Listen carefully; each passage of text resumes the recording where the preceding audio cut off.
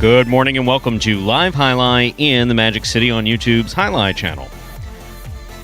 I'm Stu Nyman. I'm here with Andrew Blackman, and we're pleased to welcome you to this Sunday matinee performance. We have 9 games for you beginning at noon.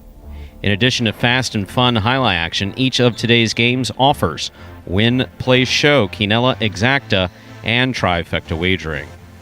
And if any of these parimutuel terms are new to you, we will explain them throughout the performance.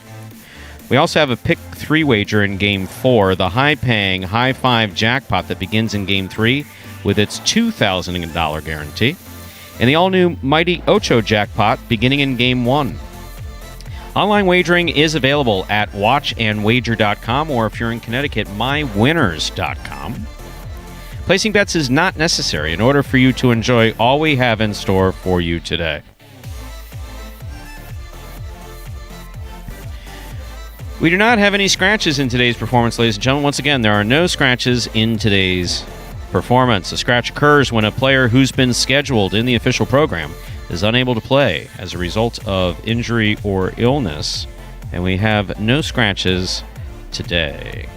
With that, ladies and gentlemen, we do recognize that it's a difficult time for many people out there, and we're just pleased to be able to offer Jai-Alai as sports entertainment on this rather warm Sunday afternoon. Warm here in South Florida, anyway. So with that, please watch, please enjoy. If you're tuned in on YouTube, consider participating in the live chat. Announcer's Booth does see some of the comments that are made there. We don't respond directly. That goes through our producer, who's determined that we're not really qualified to respond directly to questions. So I have no problem with that, really. I don't. No. I don't. Yeah.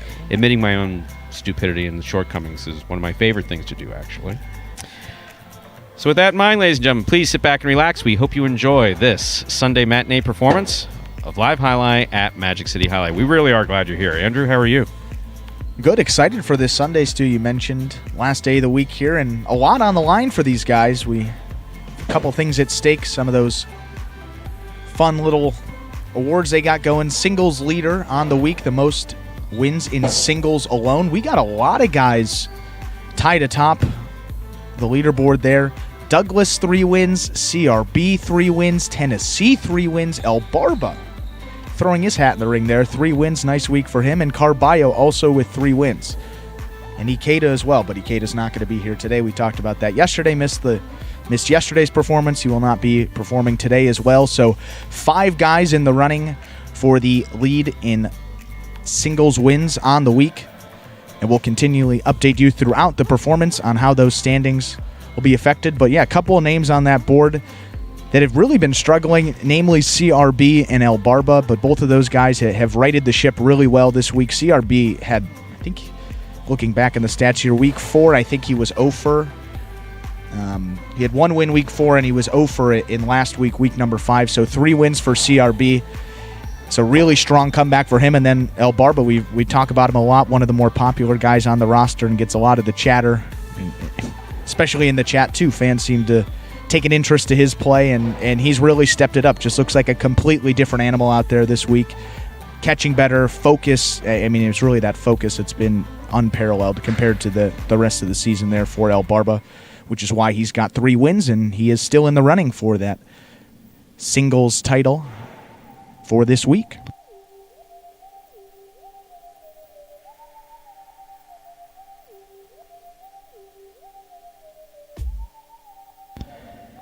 And before we get into the first singles game of this Sunday matinee performance, we got a video that will explain the scoring format for all of our games. We'll feature spectacular 7 scoring. What exactly does that mean? Well, here's a video to explain it for you. Take a look. Spectacular 7 singles games are played with 8 players. Each player wears a different color jersey numbered 1 through 8 on the front. These numbers are traditionally referred to as post numbers. Post numbers are used to signify the order in which the athletes will play in a game. These numbers are also used for betting purposes. Don't be confused by the numbers on the back of our jerseys. Those are just for fun. Each game begins when the player in the post 1 red jersey serves to the player in the post 2 blue jersey. The served ball must land between the 4 and 7 7 lines marked on the court's side wall. If the ball lands between those lines, the serve is good and play continues until one of those 2 players wins that matchup. The player who loses the matchup exits the court and waits for his next turn at the end of the rotation. It's important to note that every game has 2 rounds. The first 7 matchups in a game make up round 1. Each matchup in round 1 is worth 1 point. Round 2 refers to all matchups that take place after the 7th and final matchup of round 1. The number of matchups in round 2 varies from game to game. And in round 2, each matchup is worth 2 points. The first player to earn 7 points wins the game. And that was a video explaining Spectacular 7 scoring, which will be the feature format for the first 8 games of this performance. And then game number 9, as we always do, Stu, we will switch it up, and we have that Superfecta 9-point feature singles game. You get all the best singles guys, best players on the roster competing against each other in singles, and you get a little longer game as well in that 9th game. We're less than 5 minutes away from the beginning of game number 1. Post time, about 4 minutes away. We mentioned those weekly standings. And now let's take a look at the overall singles standings on the season. And these standings are determined by wins, and their wins earned throughout the course of the season. So we started the season early May. We're going all the way pretty much to the start of December, November. Late November, we end our season. So every singles win these guys earn, we'll keep track of those, and the person with the most wins at the end of the year will take home a $15,000 bonus. And right now, if the season were to end today, that guy would be Douglas. No surprise there. Best guy on the roster. He is winning at a 37% clip. He's got 26 singles wins on the season. In second place overall, we have Ikeda. He's taken home the weekly singles lead 2 times. He's 10 wins in week 1 and took it again in week number 4 when he had 5 wins. Ikeda 23 on the season. He's just 3 behind Douglas in second place. And in third place, you have number 1, Anderluck. He's got 19 wins in singles on the season. He's played a couple more games than those other 2 guys. And he is 4 behind Ikeda for second place and 7 behind Douglas for first. So 26 for Douglas, 23 for Ikeda, 19 for Anderluck. Those are the top 3 for those season-long singles title.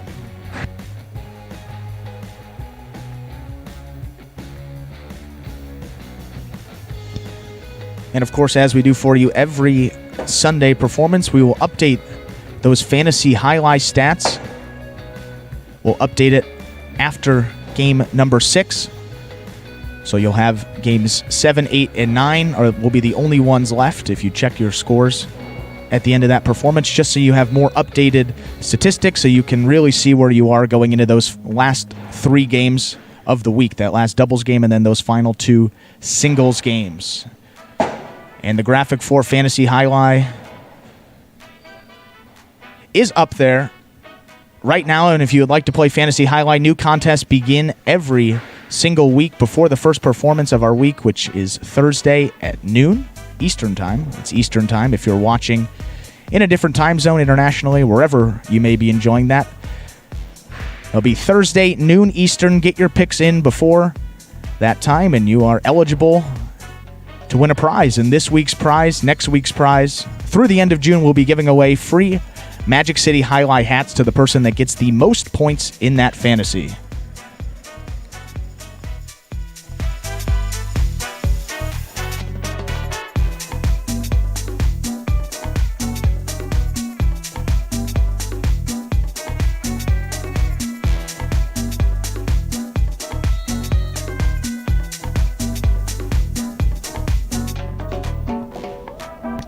We are ready to begin Game 1, a Spectacular 7 singles match. This is played to 7 points. Points will double after the first round of play.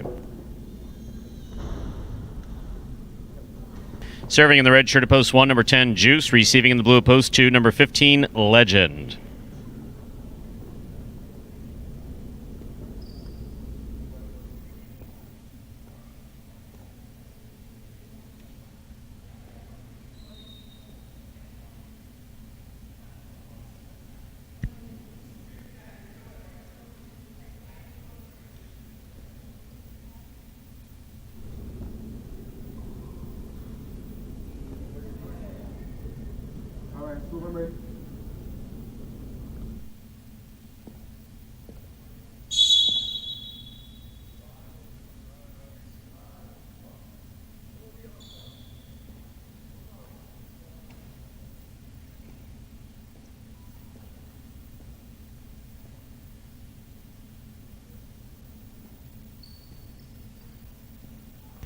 There's the serve. We begin game 1.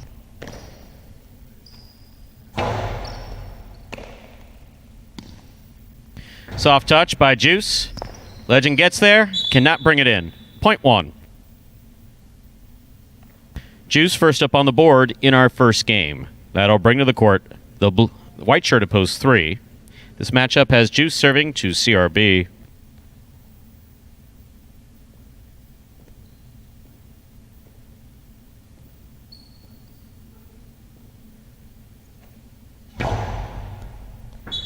Over serve. Point 3. 3 serves to the green shirt at post 4. Here's number 24, Cool Fitness.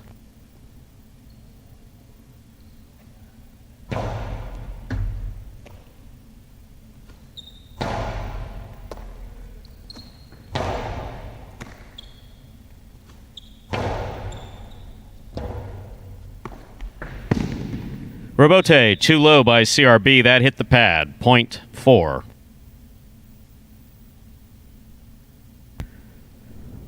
Cool Fitness will serve to the black shirt at post 5, Lamonte.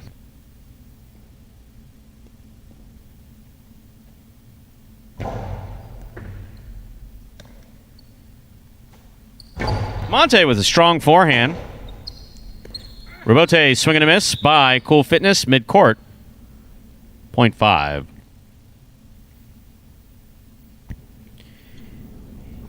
This matchup has Lamonte serving to Diaz in the yellow of post 6.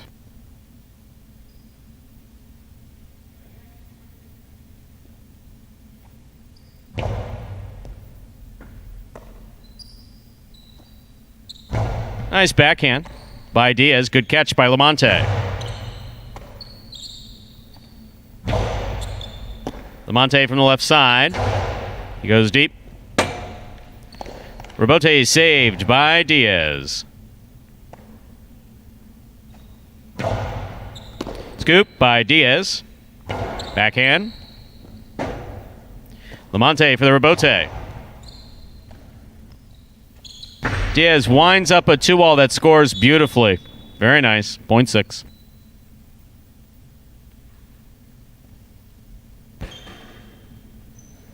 Pink shirt at post 7 receiving, Assier.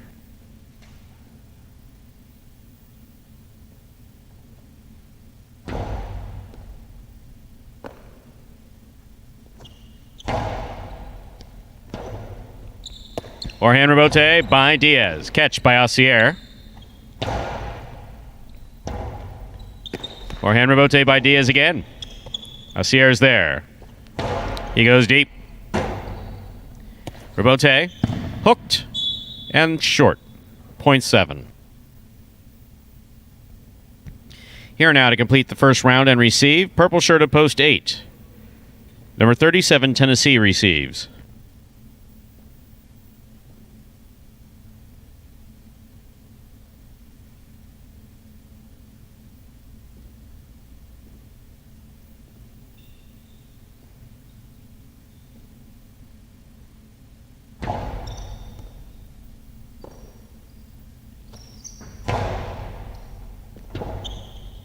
Robote by Assier. Tennessee got there.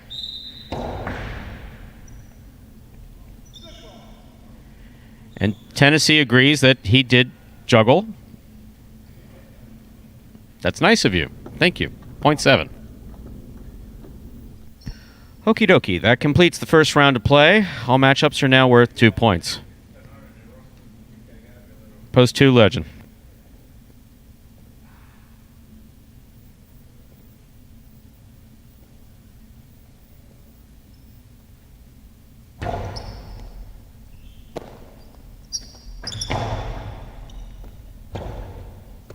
Robote by Assier. That's a nice Robote. Taking on the forehand of Legend.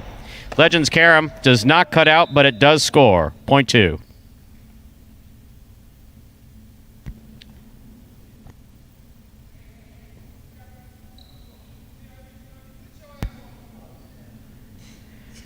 That's what happens when we don't pay attention to the scoreboard. Here we go. Legends serving post one.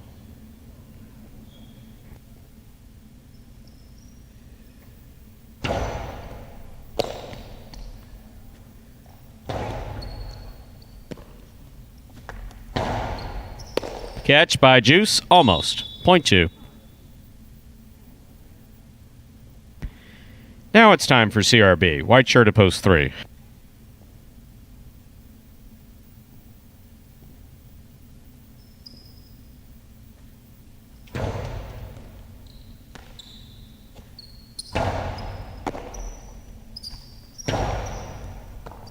Ball tipped by CRB, point two.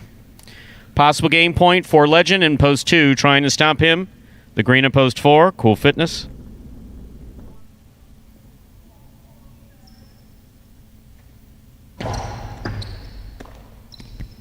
Point in game, post two. Legend. 2 wins at 7 places, 5, 6, 1, 3, and 4. Playoff for third place. 5 first serves to 6.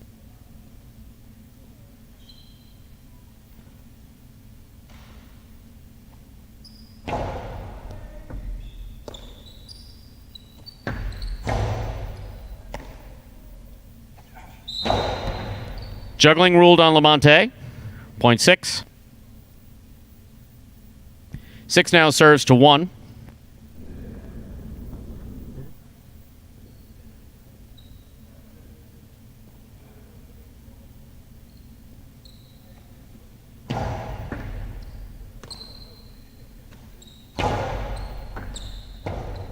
Robote left side. Missed. Point 1. Wong with 3 points, serving to post 3, CRB.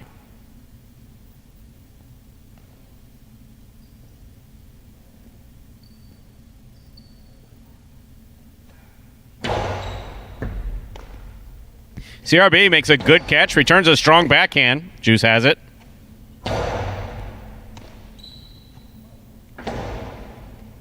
Juice got a late start on that, and it scored. Point 3.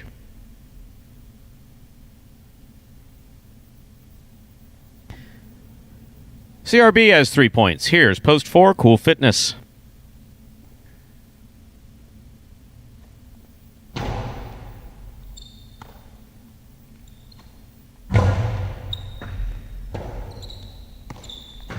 It's a nice rebote by CRB. Missed on the forehand of Cool Fitness, point 3.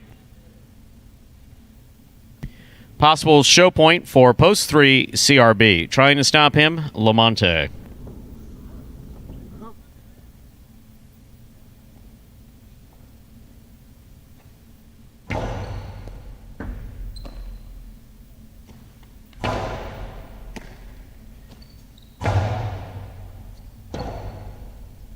Lamonte makes the rebote. Here's CRB.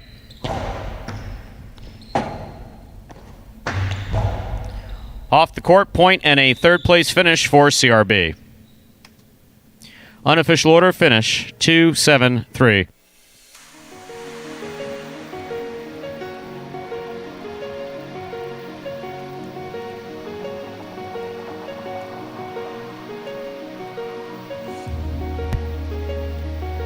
Results from Game 1 are official. Coming in first, post 2, Legend. Taking second, post 7, Aussier. Coming in third, post 3, CRB. I'll have your prices up in just a moment.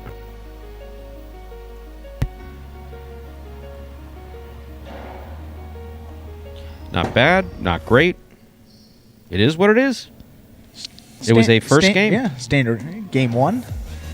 But Legend there, wow. I mean, if you took him in the fantasy, great value for $3. Had a nice week, couple wins, couple places. Got a show in there. Nicely done. Saw some chatter there about that. Moving on to prices for Game 1. The $2 Quinella 2-7. That's 2-7 or 7-2. First and second in any order. $33.40. The trifecta, 273. That's first, second, and third place, returning $275. Up next, Game 2, a spectacular 7 singles match, played to 7 points. Points will double after the first round of play. Once again, we have no scratches in today's performance. Post time, just about 7 minutes away. Good luck.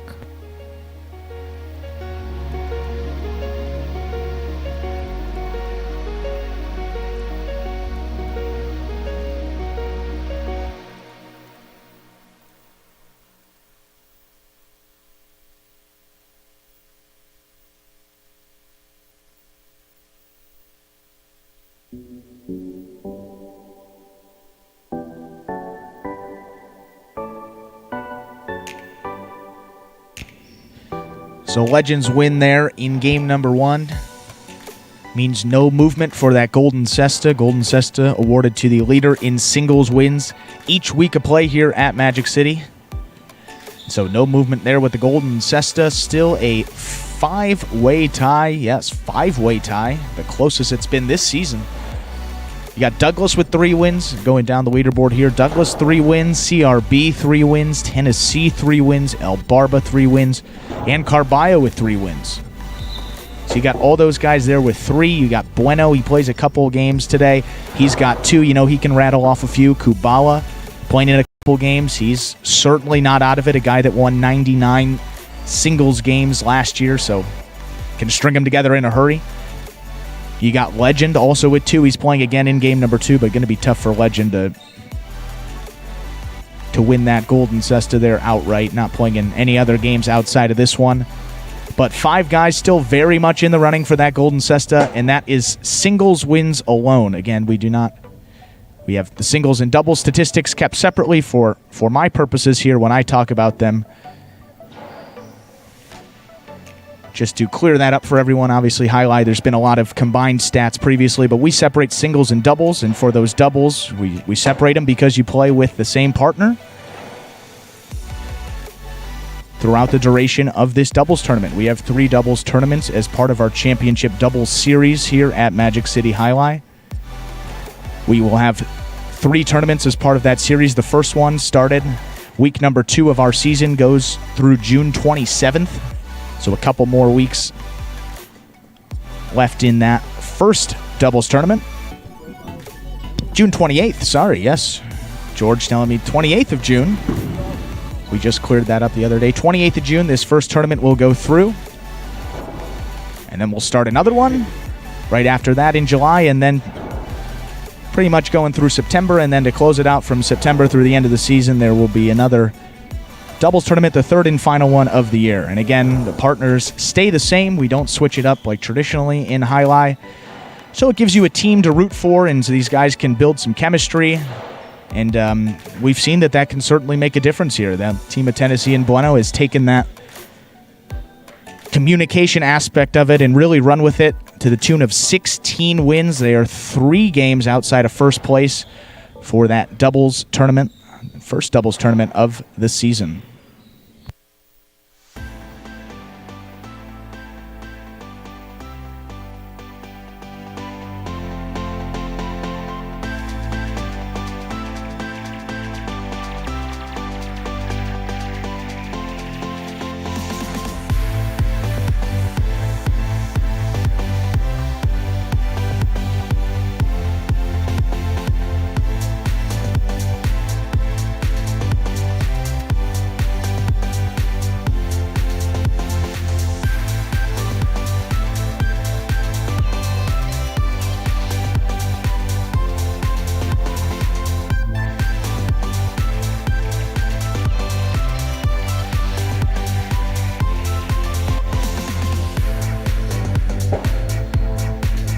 Yes, we're being told we actually forgot the update the doubles weekly leaders like we do for singles. The leading doubles team this week, it's kind of a runaway for this team. Tennessee and Bueno, we talked about them.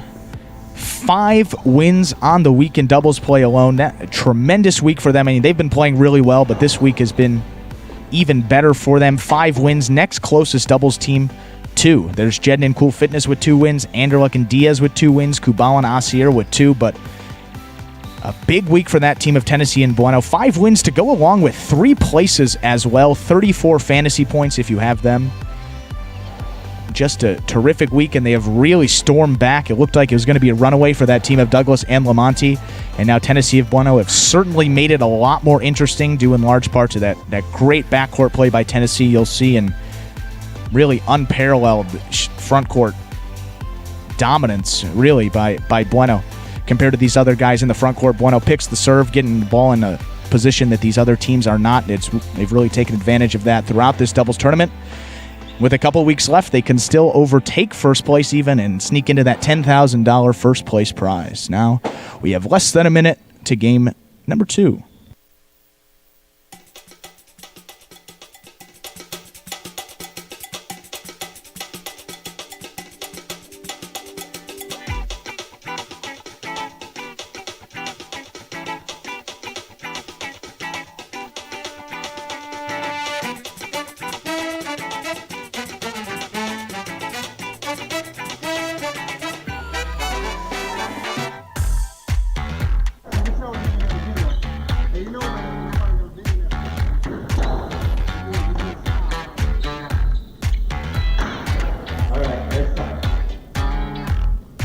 We're ready to begin game number 2, a spectacular 7 singles match. Played to 7 points, points double after the first round of play. Serving red shirt at post 1, Ben. Receiving blue at post 2, Jedden.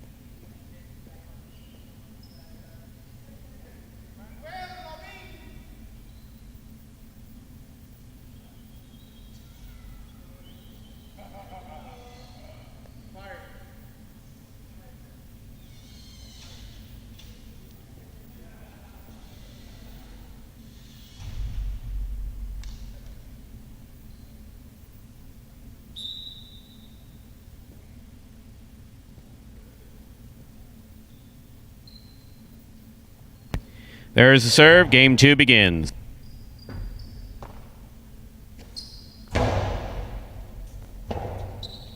Robote, left side by Ben.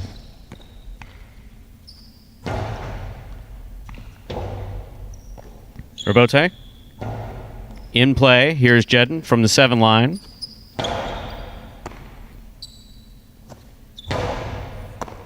Ball tipped by Jedden at the 9 line. Point 1. 1 first up on the board in our second game. That'll bring to the court the white shirt of post 3, Legend.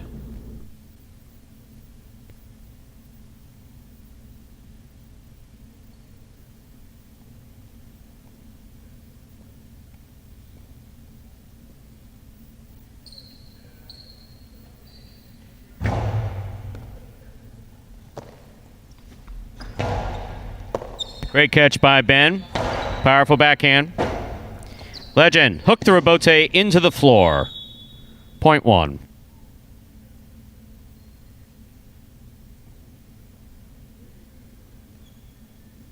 Our next matchup has Ben serving to CRB.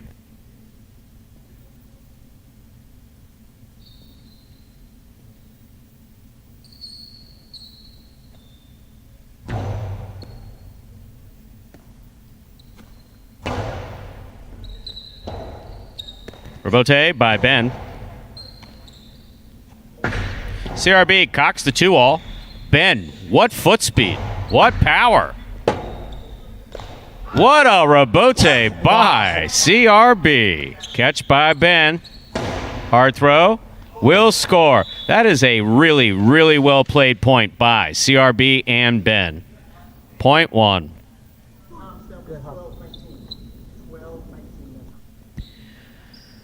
Black shirt post 5, Cool Fitness.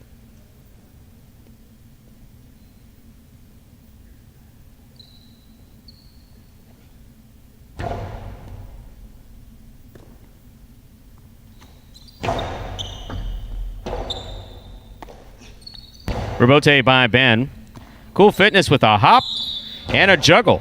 That ball was floating in the cesta when he caught it. Got to catch it and stop it. Point 1. Ben has 4 points. In this matchup, he'll serve to Vuelo in the yellow shirt of post 6.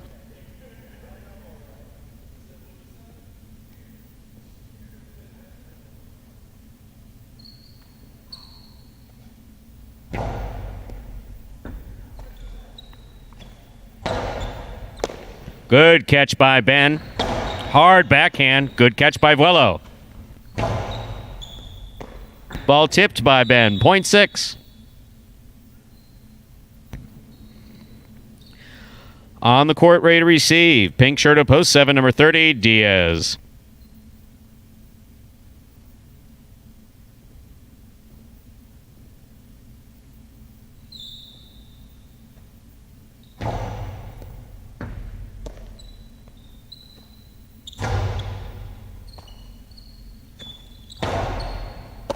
Catch by Diaz.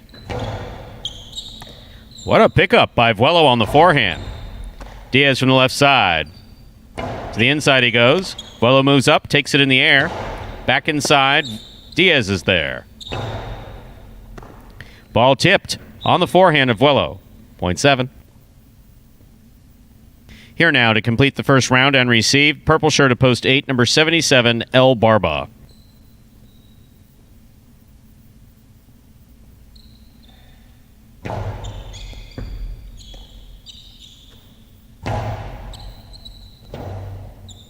Robote left side. To the inside. El Barba moves up, makes the catch. Throws it back. Robote for Diaz. El Barba steps out to make the catch. 3-wall play. Great read on the Robote by Diaz. The return, however, hits the overhead screen. Point 8.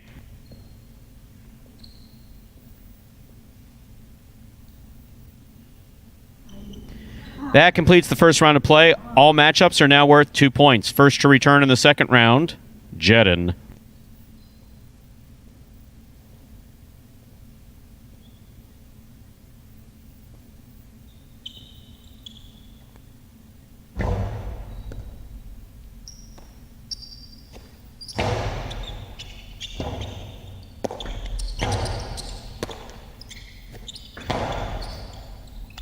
El Barba for the Robote on the left side. Swing and a miss. Mid-court, point 2.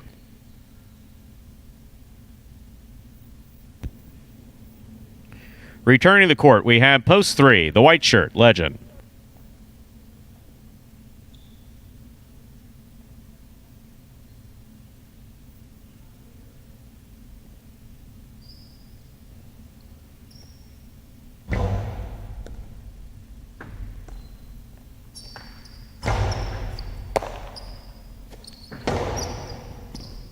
Hard throw by Jedin, scores. Point 2.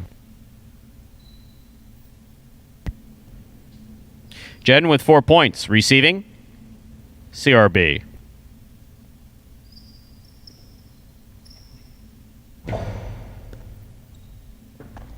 That's an excellent catch by CRB. Nice backhand. Jedin's there. Carom by Jedin. Read and stopped by CRB. Carambola by CRB. Stopped in a very good catch. Point 2. Possible game point. Blue shirt at post 2. Jedin. Trying to stop him. Post 5. Cool Fitness.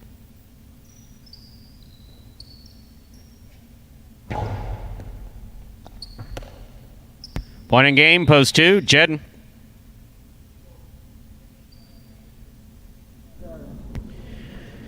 Two wins it. 1 comes in second. 6, 7, and 8 play off for third.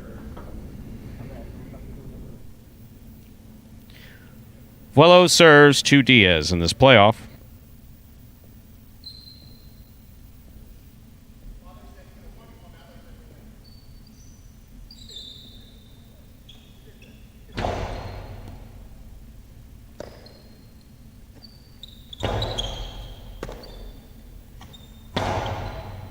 Great catch by Diaz at the 9 line.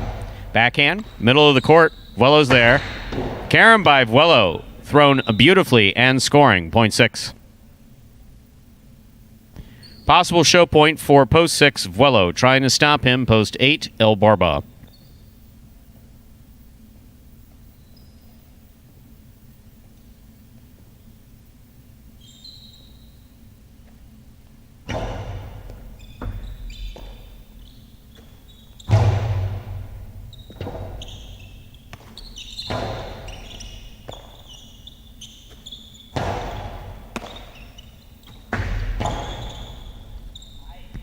That's out.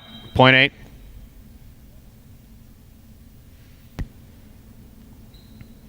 Show point, 8 serves, 6.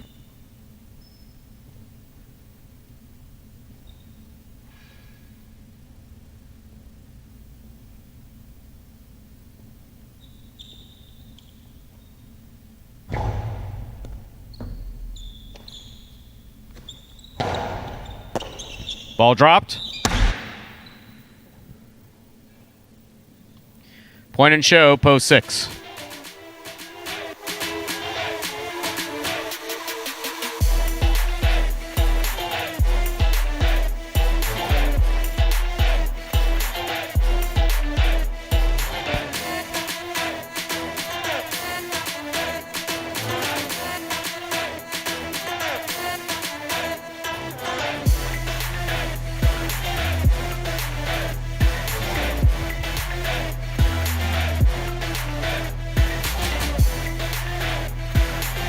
Results from Game 2 are official. Coming in first, post 2, Jedden. Taking second, post 1, Ben. Coming in third, post 6, Vuelo.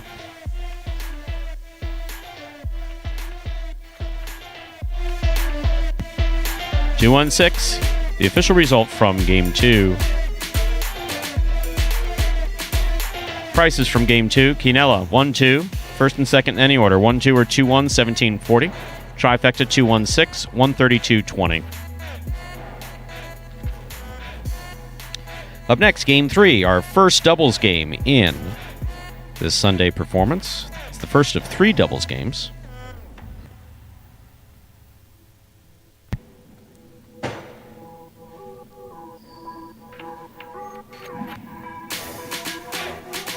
Game 3 also begins today's High Five jackpot with a $2,000 guarantee. To play the High Five, you correctly pick the winners of games 3, 4, 5, 6, and 7.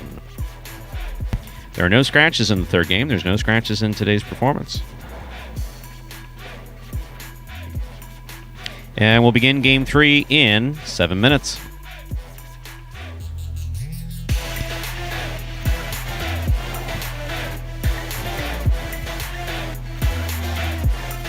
And before we get into our first doubles game of this performance, we got one of those videos coming up for you. One of the classic ones here on the Jai-Alai channel. That is Jai-Alai Explained. Winning and losing is going to show you the different ways to win and lose in this great sport. Take a look. The main rule of Jai-Alai is simple. Players must catch and return the ball in one fluid motion. Sounds easy enough, right? So how do you win? You can win a matchup simply if your opponent overserves, underserves, or serves the ball out of bounds. On the flip side, your opponent wins the matchup if the serve is so good that you fail to catch and return the ball to the front wall. If your opponent fails to catch the ball before it bounces twice on the ground, or if your opponent's cesta makes contact with the ball but doesn't catch it, then, in both of those cases, you win the matchup. You can also win a matchup if the ball bounces around in your opponent's cesta during an attempted catch. This is called juggling, and it's illegal in Jai-Alai. Another way to win a matchup is if your opponent throws the ball and it lands out of bounds on its return from the wall. The overall game strategy for a Jai-Alai player is to make it difficult for an opponent to reach the ball in time or to execute a rebuttal play.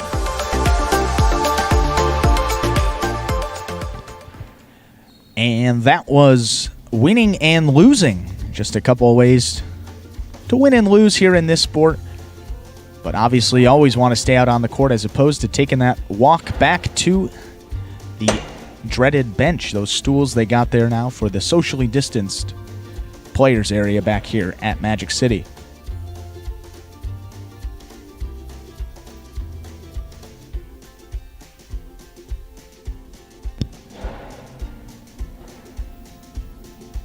So we're into our first doubles action of this matinee performance now. Again, we just talked about the doubles team of the week, the team with the most wins. And unless barring any crazy performance in this matinee, and team would have to sweep all the doubles wins, looks like it's going to go to Tennessee and Bueno this week. They have been nothing short of exceptional. 5 wins, 3 places, 34 fantasy points. We went over those. No other team is within 3 wins of them on the week. Well, the closest team is within 3. Anderlecht and Diaz, they have 2. Kubal and Asier with 2. Jedden and Kuhl with 2. Ben and El Barba with 2. So if any team wants to compete with that, with Tennessee and Bueno and somehow sneak back into that team of the week, they're going to have to sweep all the doubles games here in this performance to do so. Hi, I was in the bathroom. What did you say?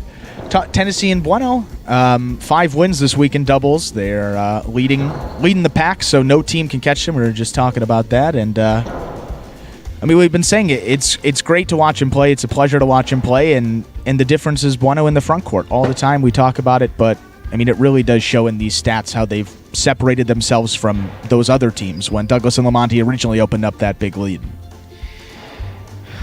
And 4 minutes till we begin game number 3. Actually, yes. No, I was in the bathroom. You're not quite there yet. You're 22, right? 22. 22, yes. We'll have to do a segment on prostate health here in not too long. One of the blessings of being over 50. And a quick shout out to those of you questioning the cost of cestas. As we saw one slammed into the side wall, we pay $4.50 per cesta here at Magic City Jai-Alai. They're locally made. They're locally made. They're handmade. The actual the way we do cestas is that the frames and ribs are imported from Spain. It's the exact same ribs and frames that are made from chestnut that you have in any cesta that's produced in Spain. They come in, and then the frames are custom shaped, as are the ribs. All cestas are handmade, and here we use synthetic membrane. So what the cesta is actually woven with is not natural; it's synthetic. We find that we get a little bit longer last out of it. These players were trained with synthetic baskets, but Sure. the ribs and the frames are natural chestnut. Handmade here by Manuel. You know him as the Warrior from Calder, and of course, 20 years at Miami Jai-Alai, and a fantastic basket maker. And one of the best. Fantastic. He makes absolutely beautiful baskets. I actually have an original from when he first started in 2010. And you know me, I go out and I serve. I'll throw it around, whatever, and get off the court once every few months, and so it's still in pristine. My 2010 Manuel is still in pristine condition. So if I get out there, that's the one that we may use. No, I can't use. I don't know. I can't use that one. No, that's special. It's fair. Everyone's got their own equipment. I mean, that's the thing. Everyone's cesta, you said, it's a little bit different, and it's specific to them, the curvature and all that stuff. So very unique, and I think a little part of Manuel. Well, no, it's funny because, you know, as far as cestas are concerned, when the dollar to peseta rate changed in Spain a number of years ago, and the way that it's always worked in Jai-Alai is players have always had to buy their own cestas, always. We would negotiate a cesta allowance per month that fluctuated from facility to facility. But cestas, the top of the line Rolls Royce of cestas, known as Igurbide cestas at one point got up to $800. Wow. Yeah, that's they're not smashing those. They catch by themselves though. Igurbide has it's like weaves, the stickum, in the exactly. NFL. The Igurbide cestas are woven with magic reeds, and they absolutely catch by themselves. And they're beautiful cestas. I mean, they are beautiful, but cestas as a whole, you find some cestas that are prettier than others, but the technology or lack of technology behind cesta making is really one of the neat things. The about authenticity of the equipment is what I like about it. Yeah, it's absolute craftsmanship.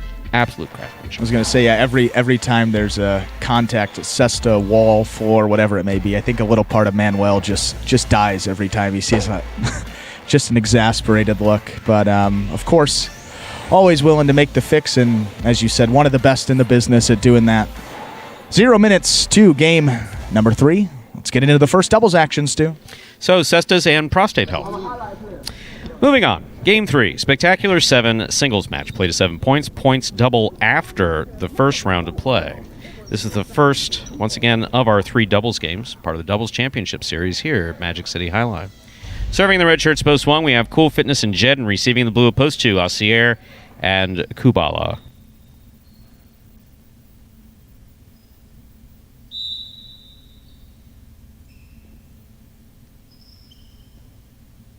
There's the serve. We begin game 3 with an overserve, point 2.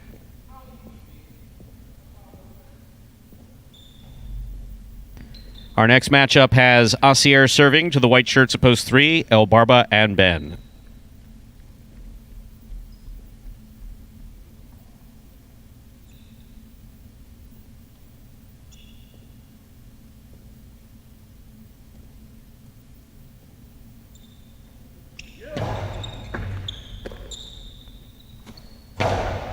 That's a powerful, powerful backhand throw by Ben.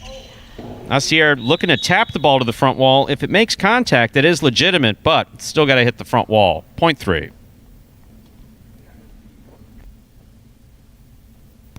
In our next matchup, El Barba will serve to the green shirts of post 4, Juice and Carballo.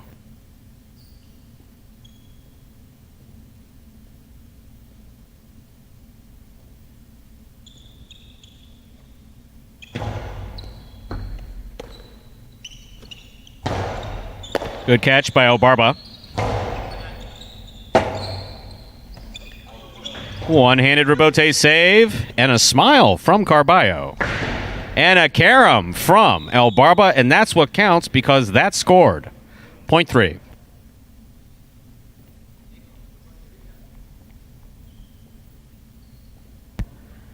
Now receiving the black shirts of post 5, CRB and Avuelo.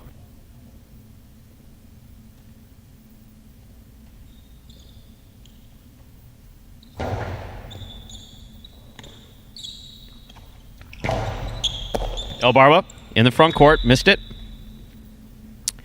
Point 5.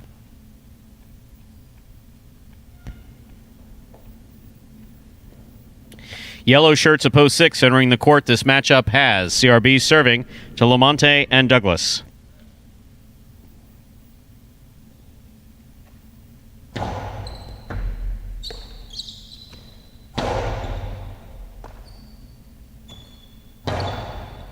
Lamonte with a tip ball in the front court.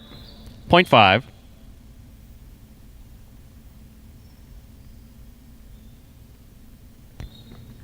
Receiving post 7, the pink shirts, Diaz and Anderluck.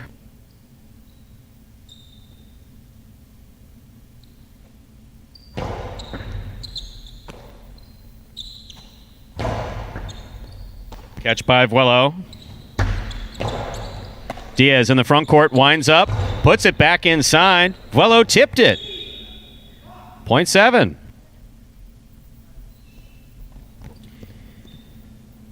Here now to complete the first round and receive. Diaz in this matchup will serve to Bueno and Tennessee. Purple at post 8. It's a good serve by Diaz. Anderluck moves out to make the catch. Hard throw. Diaz in the front court. Nice backhand. Tennessee from the 12 line. Anderluck, forehand.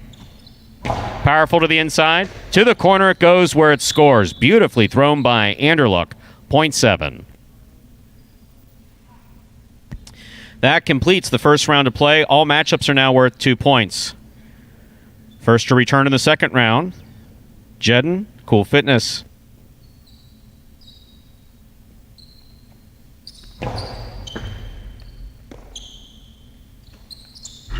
Forehand, up, up, and away. That's out of play. Point 7. Diaz and Anderluck with 4 points. Receiving, post 2. The blue shirts, Asier and Kubala.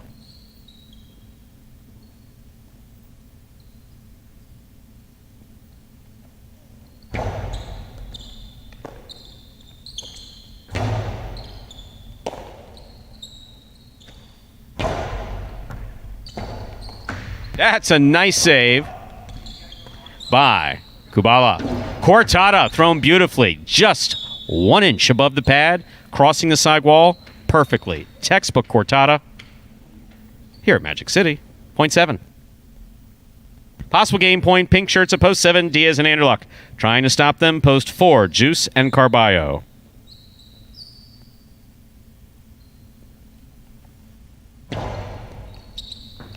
Point and a perfect game, ladies and gentlemen, to the pink shirts of post 7, Anderluck and Diaz.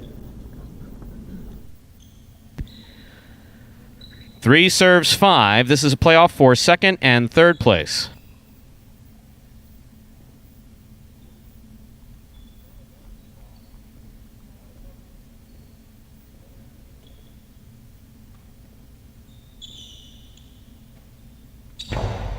CRB picks the serve, throws it hard. Robote comes out.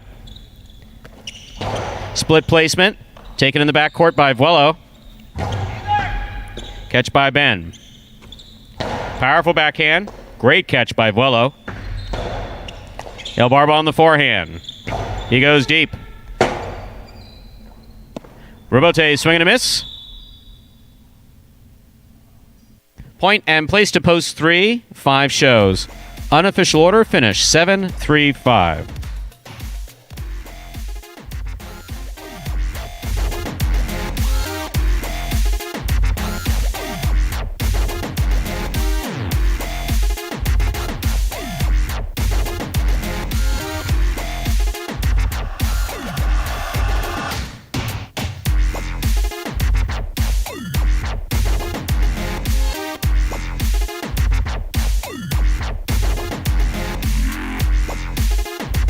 Coming in first, post 7, Diaz and Anderluck. They had a perfect game. Taking second, post 3, El Barba and Ben. Coming in third, post 5, CRB and Vuelo.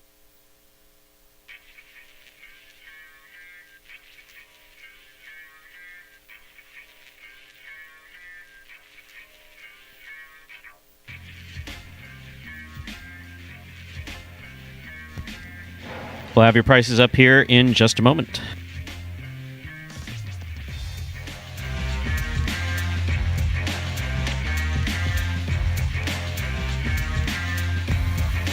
There are your prices for Game 4.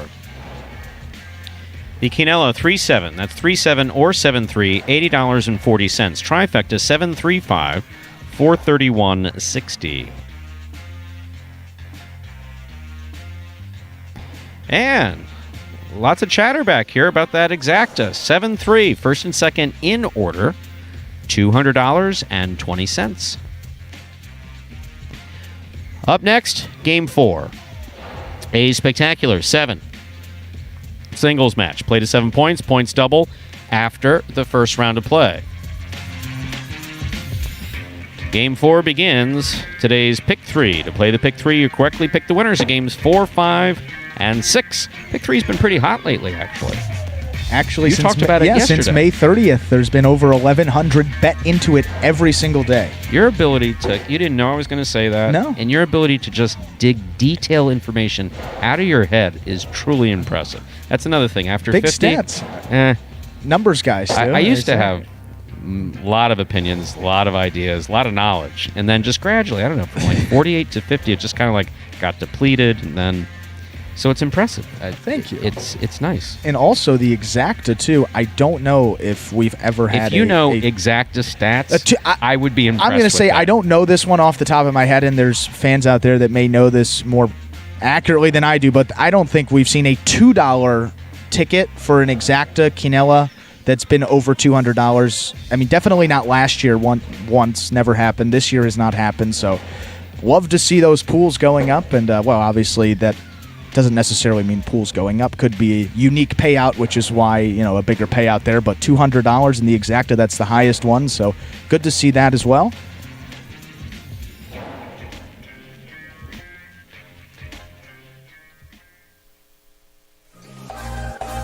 I know I'm better at singles. I have more success in singles, but I learn more from doubles. I walk away with a lot more life lessons, and they stick with me, I'm telling you, late into the night. And those lessons they've stuck with me. Doubles it's kind of like, what do you want and what do you need? Playing doubles, you're definitely having to trust on each other. You're trying to rely on each other, and it's just a lot like a marriage. It's compromise. It's days where you're like, wow, this person's crazy, but maybe you can't express that. You can't tell them that. You got to tell them, hey, I'm with you. I'm gonna stick by you. You know, I got your back. No worries. Even though maybe in your head you're like, what was this person thinking? you know, like they say, as iron sharpens iron, so friend sharpens friend. And that's what you find in doubles. You find that, you know, you and your partner, you make each other better. And it's hard, but you walk out a better person. And there's Diaz with a little doubles commentary, and certainly much more involved in that doubles game than he has been in previous games there, and seems to be the difference for that team of Anderluck and Diaz when Anderluck, you know, stays in the backcourt more and lets Diaz take those balls in the front. I mean, you saw it right there, ran it out perfectly. Absolutely. Yeah. Diaz, again, we've now talked for 3 days about this because obviously it's it is frustrating to sit back and see each player has a more dominant player and a less dominant player. Sure. Yeah. A stronger player and a weaker player. Right. And then as you get through, the differences aren't quite so obvious in some of the matchups. The ones who seem to be working their relationship almost perfectly is Bueno and Tennessee. Now, the key with Tennessee, what makes that different, Bueno there being the more dominant player. Tennessee has taken a traditional backcourt standpoint, is protecting the Chick-Chack and Chula. That's the term that we would use, even though we don't really have a Chick-Chack and Chula here. I mean, they exist, but they're very hard to find. But Tennessee hangs in the back, catches the ball in the air, focuses on CTFB. Yeah. He focuses on catching the ball. Right. Lets Bueno kill it up in the front. Carballo and Anderluck are the most egregious of just running all over, and rebotes are coming out, and instead of saying yours and talking them through the rebote, instead of communicating it to them, they'll just run to the one line and throw and throw it. Anderluck's a little bit better where the rebote is concerned because his rebote is not quite as strong as Carballo's. Right. But what we just saw now is Anderluck playing conservative, allowing Mike Diaz to catch and throw in the front, throw his shot, get his serve in, all of which he did really well. And it paid off. It absolutely paid off. Yeah. And it paid off with a high, far less frustration for those of us watching. Right. and for Anderluck as well. So now the conversation with Anderluck later on this afternoon or evening will be, don't you feel better now? Yeah. You get a win. Yeah, exactly. Both guys are happy. win-win. Everyone's involved. See that, and that's good there. And for that doubles team of the week, or actually not over. Saw a comment in the chat about that. Anderluck and Diaz were one of those teams with 2 wins. So if they happen to take the other 2, we will have a tie between Tennessee and Bueno and Anderluck and Diaz. So not officially over, although that'd be pretty impressive if Anderluck and Diaz were to sweep the doubles today. But you know, we see Anderluck turn it into another gear, and they've played a couple less games, so they're pretty far behind in those standings. So if anyone can really rear back and pull out a couple of quick victories here in those doubles, it's that team. So still not over. We have 1 minute till we begin Game 4 and Game 1. Someone's talking about, we were coming up with nicknames for different players. Are you familiar with the Flintstones? Yes. Yeah. I've seen, yes. Okay. Good. Fortunately, yeah. Okay. People were so, going to have so I to. come up with the social reference that you have, a cultural reference that you have picked up on. All right. For Anderluck, Bam Bam. Yeah. Bam, 100%. Bam, bam. 100%. Bam, bam, bam, bam. Yeah.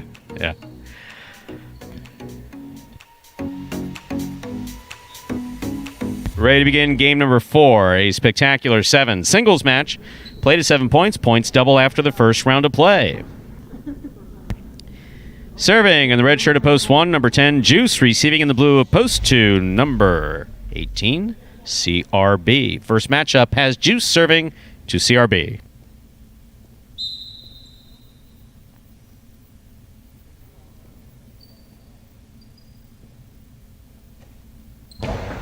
There's the serve. We begin game 4. CRB comes over the top. Juice reaches up at the 10 line. Long carom from the side wall. That's tough to throw. And that's even tougher to throw. His angle on that and to have it cut out at the 2 line, impressive CRB. Point 2. Here's the white shirt of post 3. Cool fitness.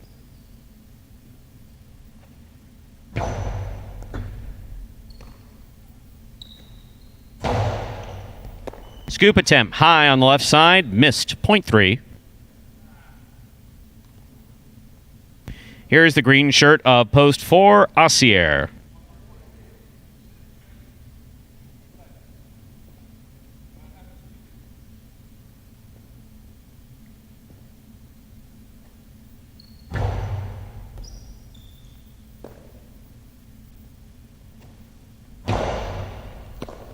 Ball tipped by Cool Fitness. Point 4. In this matchup, Asier serves to Vuelo, the black shirt at post 5.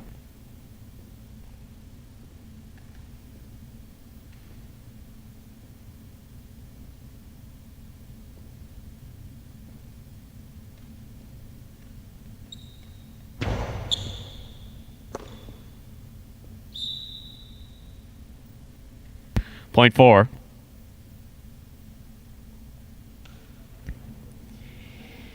Now receiving the yellow shirt at post 6, number 30, Diaz.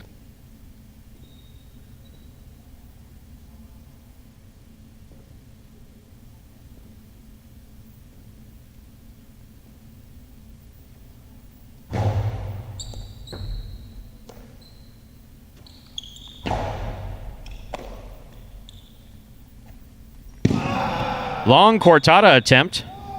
Ball short of the front wall. Point 6. This matchup has Diaz serving to Lamonte in the pink of post 7.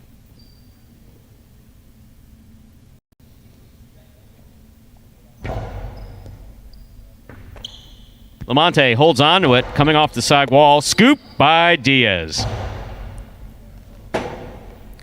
Rebote.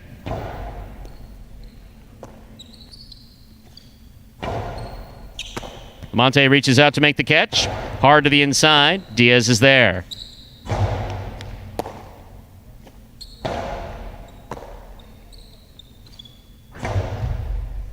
That ball touched the overhead screen. Point 7.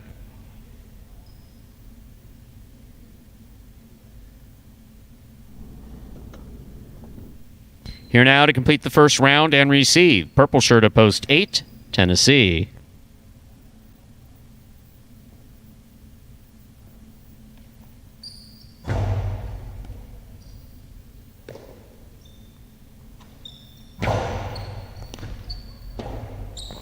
Fine effort to make that rebote. That's going to fall just short. Good effort by Lamonte. Point 8.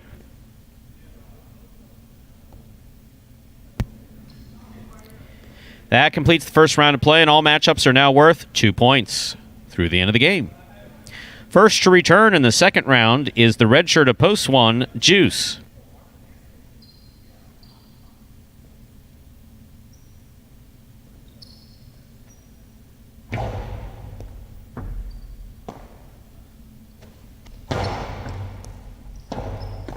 Rebote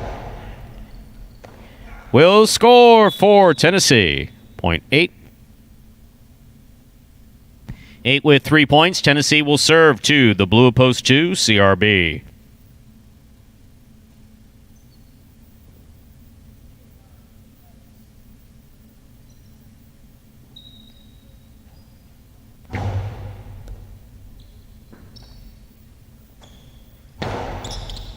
Scoop by Tennessee.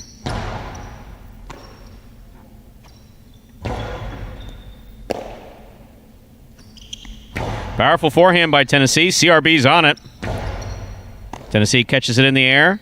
Returns it low and hard from the 9 line. CRB on the left side. Keeps it inside. Rebote by Tennessee played nicely. Here's CRB. CRB clicked the side wall and threw it off the court. Point 8. Possible game point for the purple shirt of post 8, Tennessee. Trying to stop him. Cool Fitness.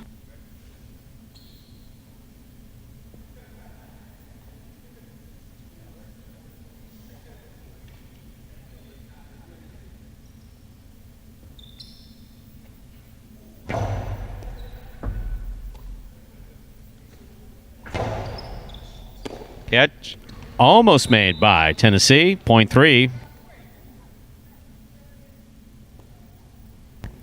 3 serves to the black shirt of post 5, Vuelo.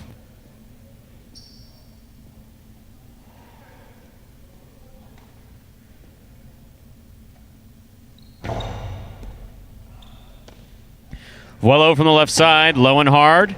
Scoring, point 5. Receiving, the green of post 4, Asier.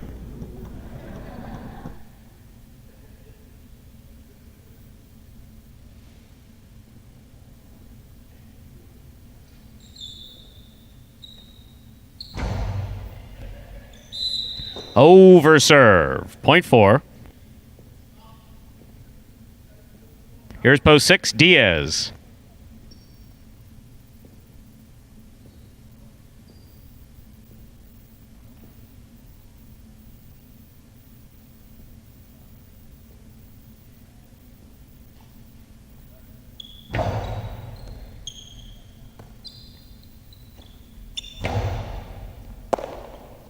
Ball dropped on the left side of Asier. Point 6. Diaz with 3 points. Here's Lamonte.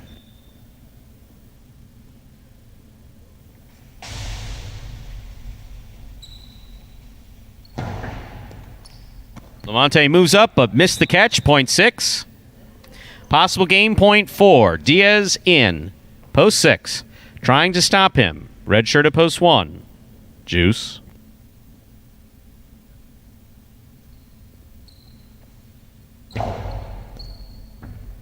Juice takes it on the forehand. Ball tipped by Diaz on the left side. Point 1. Play continues again. Now that Juice has 2 points, everyone's got at least a point. Here's CRB.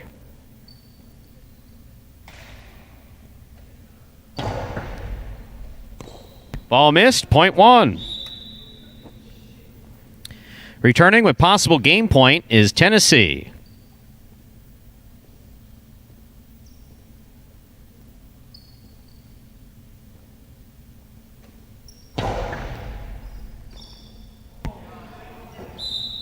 Point 1.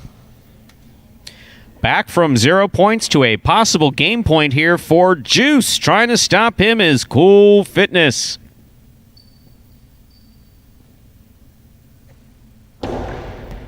That's the risk with the hard serve. That's an underserve. Point 3. Possible game point here for Cool Fitness in the wide of post 3. Trying to stop him, Vuelo.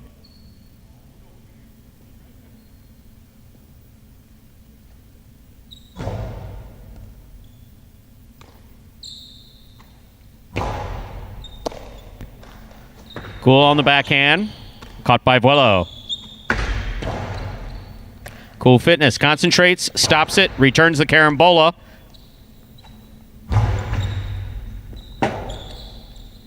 Robote's swing and a miss, point 5. 5 has 4, 4 has 4. This matchup has Vuelo serving to Asier.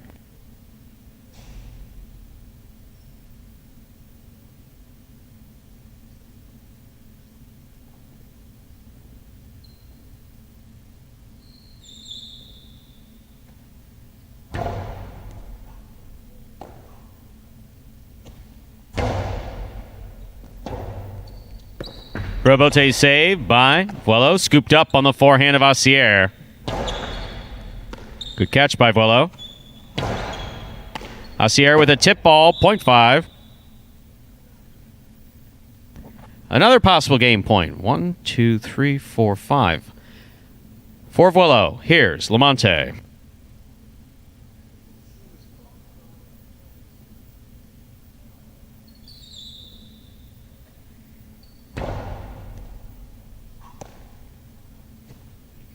Hard throw to the inside by Lamonte, and a good catch by Vuelo. Here's Lamonte from the 9 line. Another hard throw to the inside. Vuelo looks for the rebote. That's a nice rebote save. Lamonte runs up, catches it, goes inside. Vuelo scoops it. Excellent catch by Lamonte. A deep throw, rebote going all the way out. Wow. Yep, that counts. That absolutely counts. He took a big swing and hit it. And this one he's not going to get to. Oh, wow. What a well-played point by Lamonte and Vuelo. Very nice. 0.7, and yeah, even with 5 possible game points on the board, play's going to continue again. Diaz has possible game point and receives.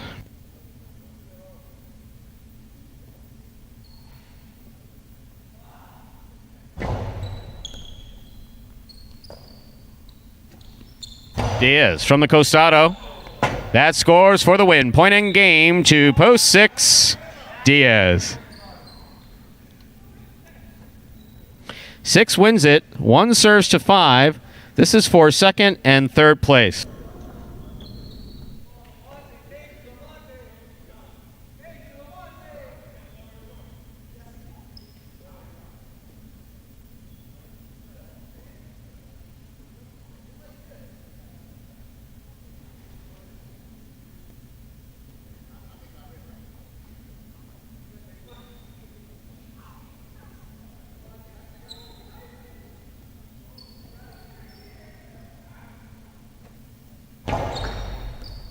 It's a good serve by Juice.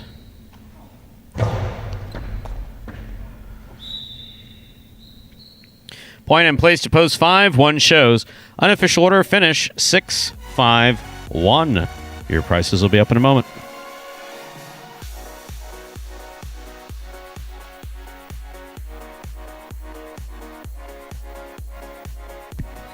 Coming in first, finally, post 6, Diaz. Taking second, post 5, Vuelo. Coming in third, post 1, Juice. Results are official from game 4. Obviously, I'm not mocking the play. I was going to say, sometimes it seems like those games But don't you need to end. get up. You need to finish it. You have possible game point. You really need to, you asked me about this originally, and I think on our first week, the added pressure of standing on the service line with possible game point. Yeah. Tension, focus, get the ball in. Who am I serving it to? Now, not everybody on this court, obviously, as people know, is concentrating if they're going to put it on the guy's inside or on the left side or the right side, or try to put it in the corner, just get it in the box. Some guys are just, a few of our players are just out there winging it, as we've seen. Yeah, and sometimes you just, especially when you're nervous, you just want to get it over with and just get the serve going so the point goes. You rush it a little bit, and that you've seen that a lot too, where guys rush it and go too quick, and that leads to over, under, all types of misses. So we had 5 possible game points in that game. What a nail bite. It might have been 7. I think it might have totaled to 7? Or we got to 5, 6, 7, a lot. You had the over. If you had the over, you're cashing that ticket. There are your prices. The $2 Quinella, that's first and second in any order. 5-6 or 6-5, $42.60. Trifecta 6-5-1. With that combination, 6 then 5, that makes sense. 861.20. Trifecta is first, second, and third place finishing. Up next, ladies and gentlemen, let's go back to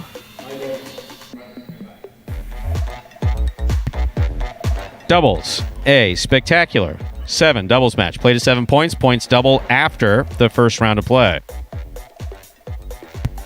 No scratches in Game 5, the second of our 3 doubles games this afternoon. And post time is just 7 minutes away.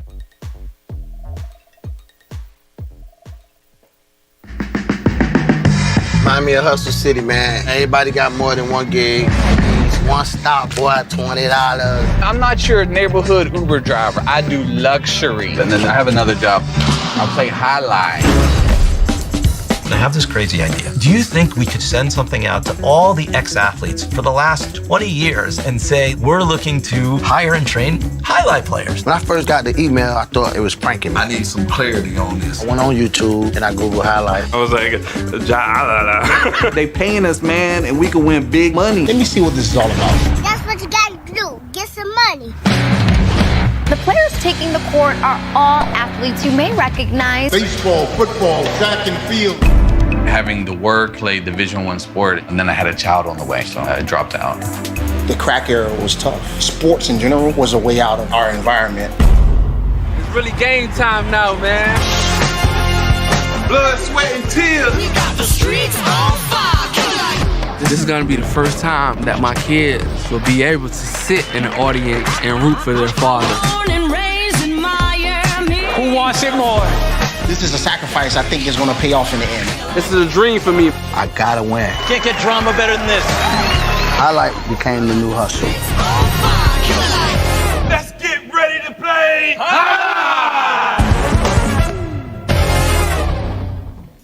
And folks, that was a trailer to the award-winning documentary Magic City Hustle about the start of the Jai-Alai program here at Magic City, training former athletes from scratch to pick up this great sport. And you get to see the whole process when they started. You get some human interest stuff as well. Get to learn about these guys off the court in a really, really well done really well made and well produced in all aspects of it. Check it out, Magic City Hustle. There is a link, MagicCityCasino.com, under the Highlight tab that'll take you to the website, or you can just type in MagicCityHustle.com directly into your browser.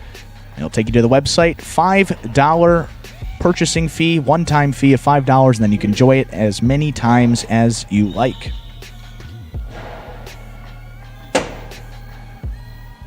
And there's a little bit of talk in the chat about fantasy in that game, and interesting with the fantasy in that type of game, Stu.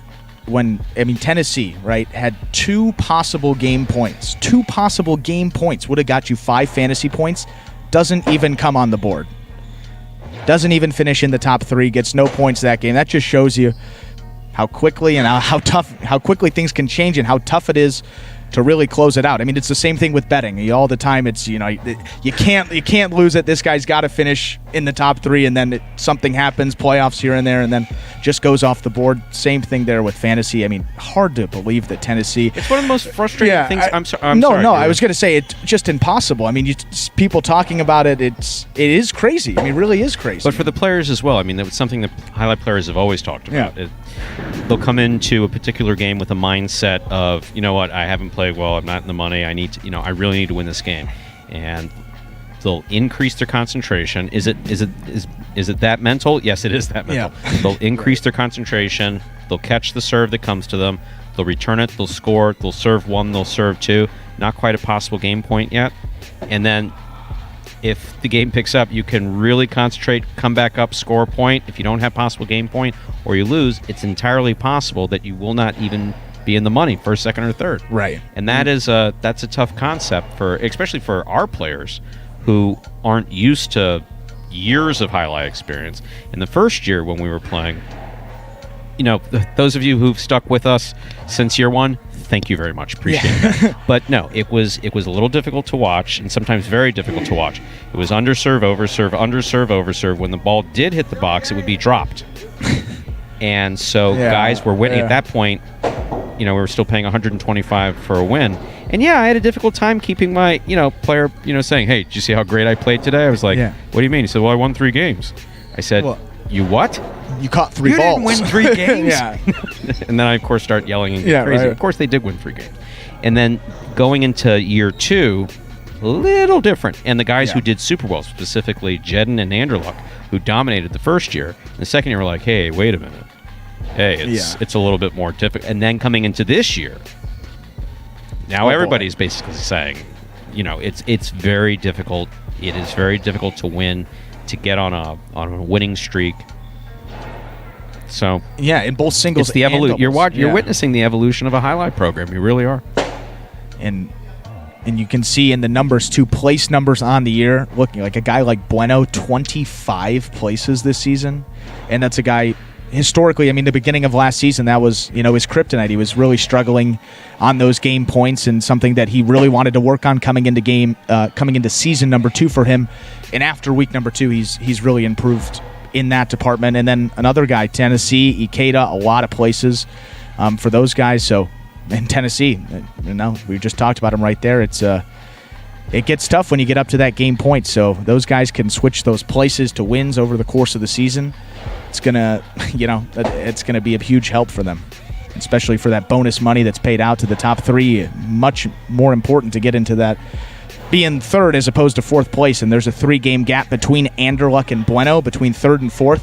Out of those 25 games, there has to be a couple, that Bueno could have easily pulled out right there. Just, a little more focus, a little more concentration. But he, taking nothing away from Bueno. He has really stepped up, and he's just been playing great. So we'll see him in this game with Tennessee.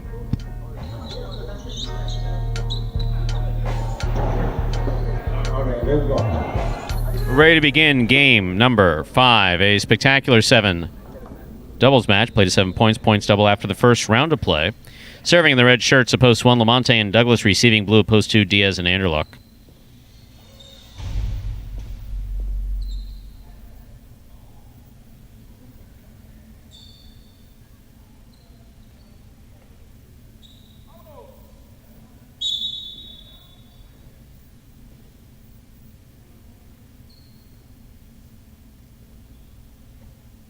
There's the serve. We begin game 5.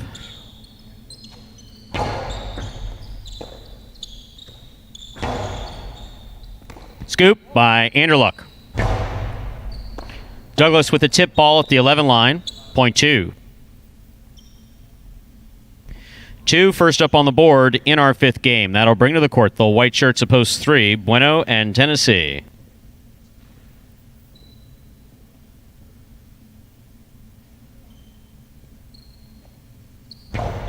Bueno picks the serve. Great catch by Anderluck. Tennessee makes the catch. Anderluck from the forehand.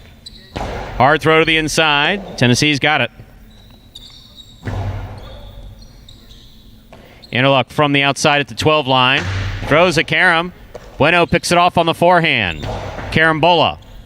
Caught by Anderluck, but he doesn't hold on to it. Point 3.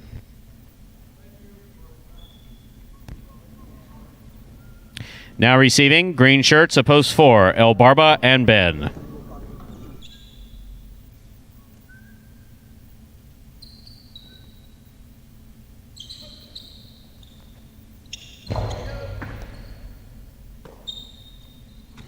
Powerful, powerful backhand by Ben. Scoop by El Barba. 3-wall play, taken in the air by Tennessee. El Barba on the catch. Strong backhand to the overhead screen, out of play. Point 3.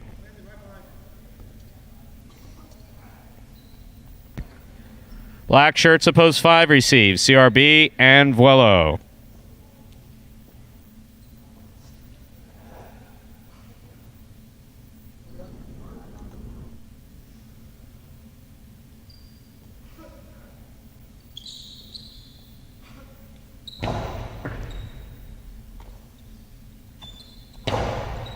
Bueno on the left side.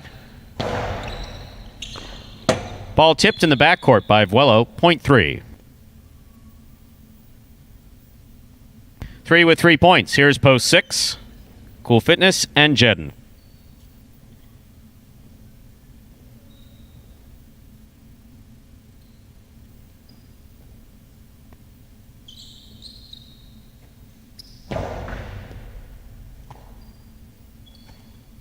Strong backhand throw. Picked off the left side of Tennessee. Here's Jedden. Excellent catch by Bueno at the sidewall. He goes deep. Robote for Jedden. Bueno picks it, winds up, throws the 2-all to the top of the pad, which is bad. Point 6.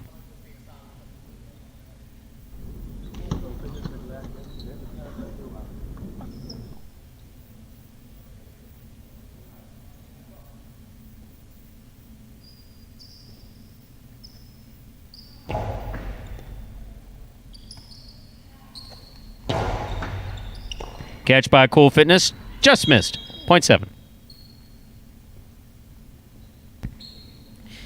Here now to complete the first round and receive, wearing the purple shirts of post 8, Juice and Carballo.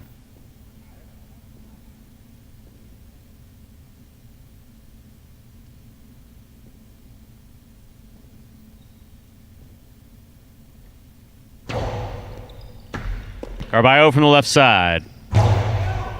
To the overhead screen. Point 7. That completes the first round of play. All matchups are now worth 2 points. First to return in the second round, Lamonte and Douglas.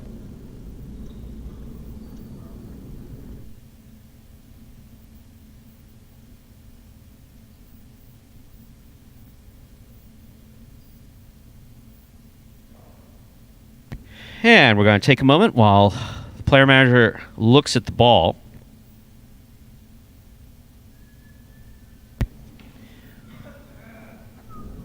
Ball is covered in 2 layers of tape, and occasionally one of those layers gets a dink in it that might affect its bounce. Ball's back out, ready to begin.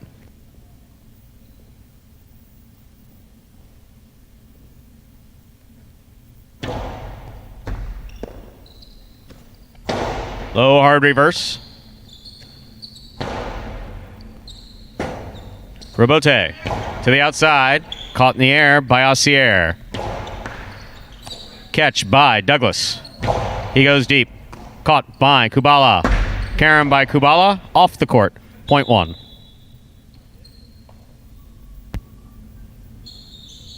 Lamonte and Douglas have 2 points. They serve the returning 2 post in the blue shirts, Diaz and Anderluck.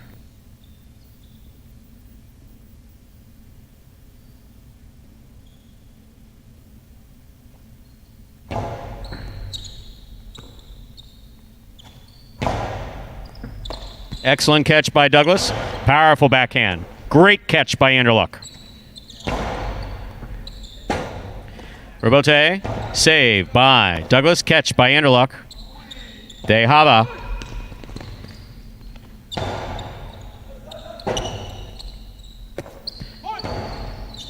Catch by Douglas. Hard throw to the inside. Forehand Robote by Anderluck. Catch by Douglas at the 8 line. Hard throw. Taken in the air by Anderluck. Carom does not open up. Anderluck has it to the outside. Fires it. What a excellent effort by Douglas to try to make that rebote. It went high. Beautifully played point. Point goes to the 2.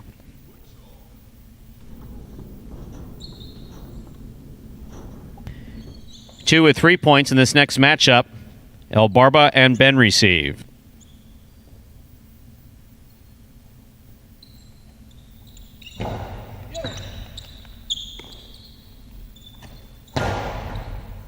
Excellent catch by Anderluck.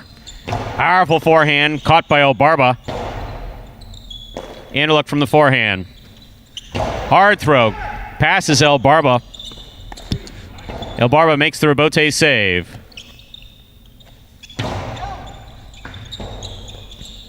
Ben for the rebote to the overhead screen. Point 2. Possible game point, blue shirts of post 2. Diaz and Anderluck. Trying to stop them. Post 5, the black shirts. CRB and Vuelo.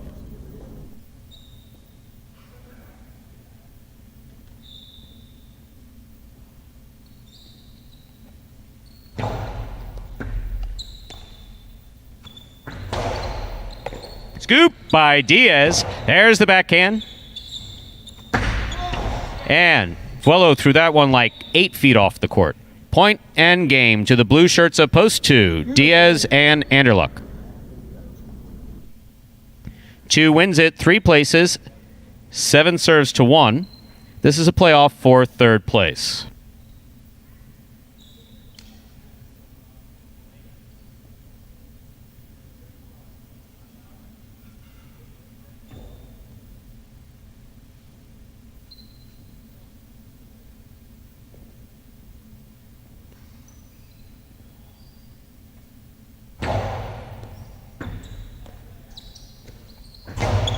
Powerful backhand by Douglas. Scores. Point 1. Point and show to the 1 post. Lamonte and Douglas. 2-3-1. Unofficial order of finish.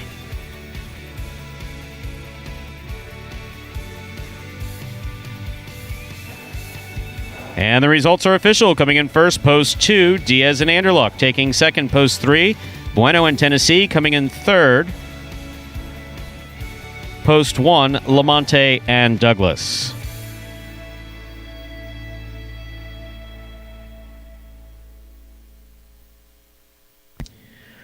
Well, you said something about 2 more games, I believe? Well, that's 1. Anderluck's just playing with tremendous discipline. He's playing with tremendous discipline, and he's got the basics covered. Throwing it hard to the inside. I mean, it is hard to see, and remember, in throwing shots, you have to have confidence. He did have a carom where both players were standing either immediately behind him or just slightly to his left. That would be an ideal time to throw a carom. But he chose to throw it back and hard, and it scored. There are prices for game number 5. The game 5 Quinella, that's first and second finishing in any order, 2-3 or 3-2, $17.60. The trifecta, 2-3-1, that's first, second, and third place finishing, $155.40.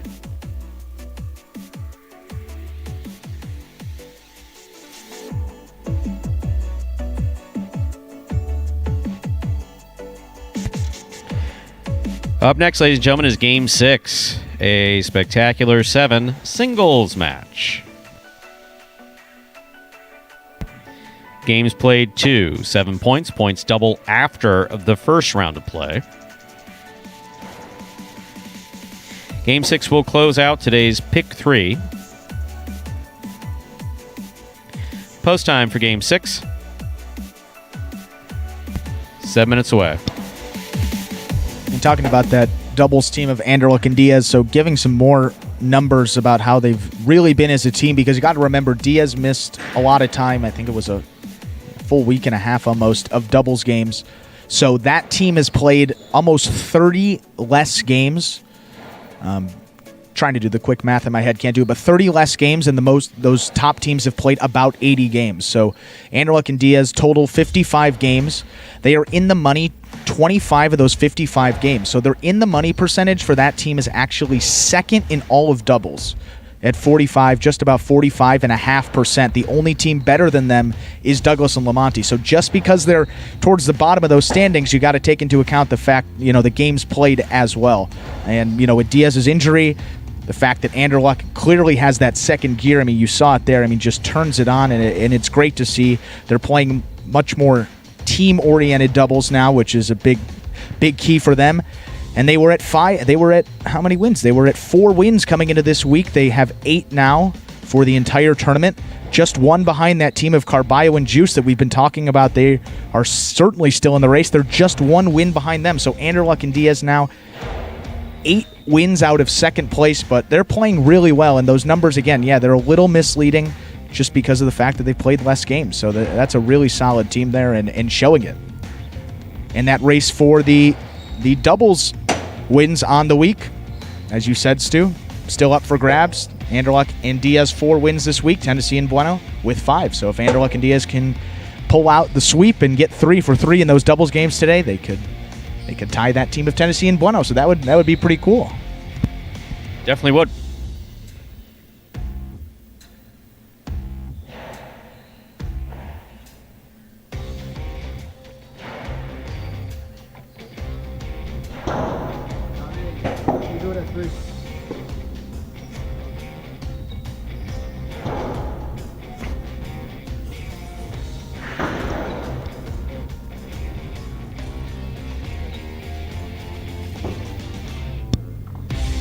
And again, talking about some of those pools, people starting to notice the pools getting up there. Our anonymous statistician that just feeds us some information sometimes about the pool information. A great fan. He told me today that the Pick 3 pool, $1,508 was the highest ever. Record amount bet into the Pick 3 today, $1,508. Previous high was $1,450, so it just keeps going up, and those numbers have really been going up consistently these last couple of weeks in particular, starting to see those grow too. So that's great to see, and possible payout if the 3 wins this game, Jedden takes it. $2,400 in the Pick 3 would be an incredible payout for that.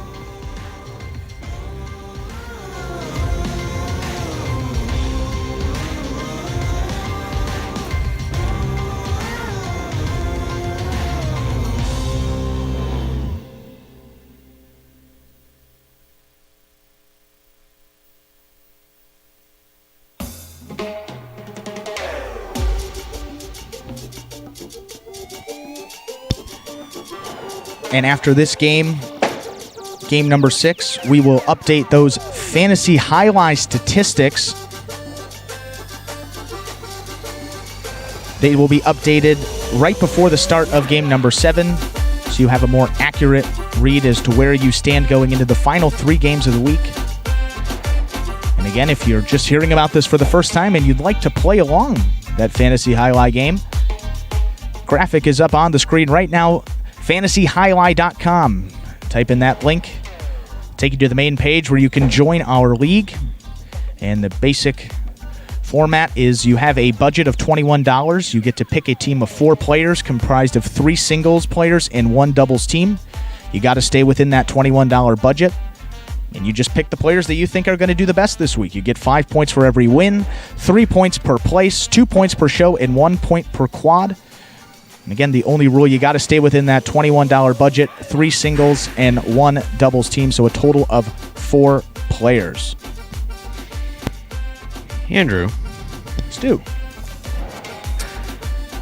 I may or may not have gazed to some of the comments, and basically, you have got to watch the original Willy Wonka in the next 3 days because I think everyone's going to pop off. People believe that there's a greater likelihood of me getting back on psych meds before you will watch a movie. Well, I see Elbarba's not going to shave. That's not going to happen.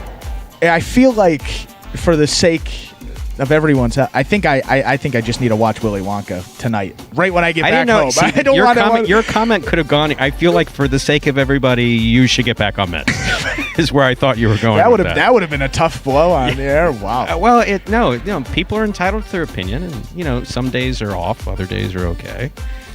Sleep is an important thing. There's no question about that. Yeah. But it's just funny that what's the increased likelihood? Psych meds versus just watching a movie. I was like, please, I'll watch the movie. All right, I'll do it. We're ready to begin game number 6, a spectacular 7 singles match. Played to 7 points, points double after the first round of play.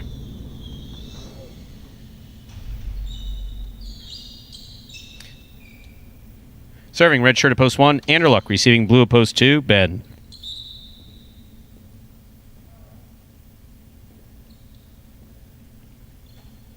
There is the serve. We begin game 6.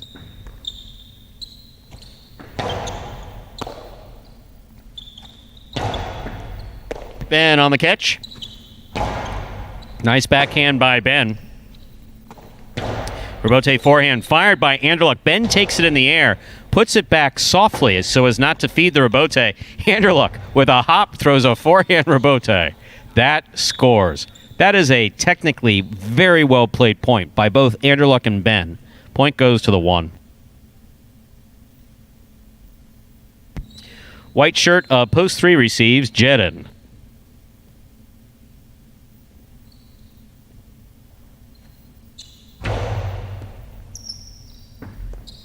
Ball tipped. Point 1.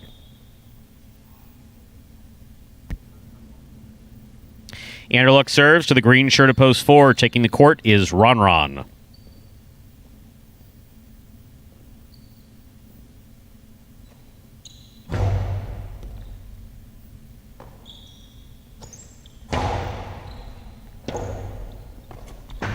Nice rebote by Anderluck. Catch by Ron. Good positioning by Anderluck. There's the backhand. Rebote forehand hooked by Ron. Point 1. Black shirt of post 5 receives. Bueno.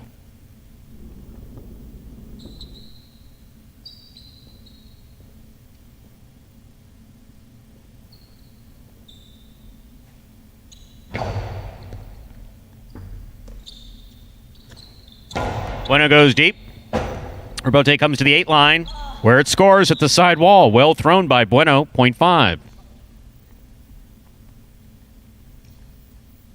Post 6 receives. The yellow shirt. Fuelo.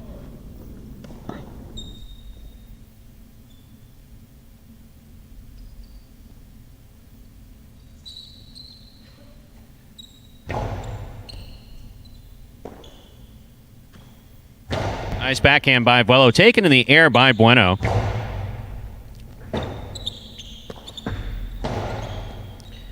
Bueno tips it in the middle of the court. Point 6.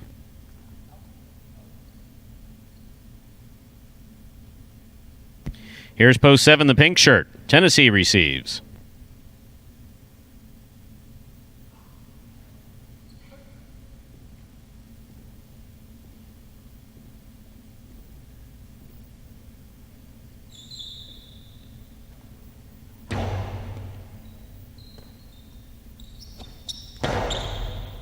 Wello from the left side. Goes deep. Good catch by Tennessee. He gets that backhand off in time.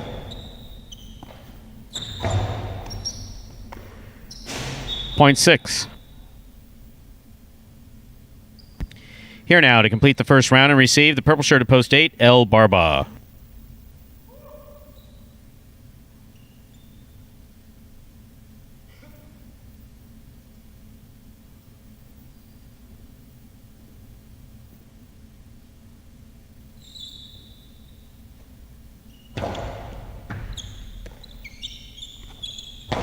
El Barba.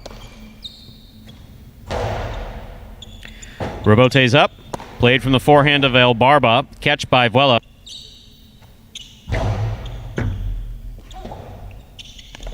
Robote to the outside, hooked off the court, point 6.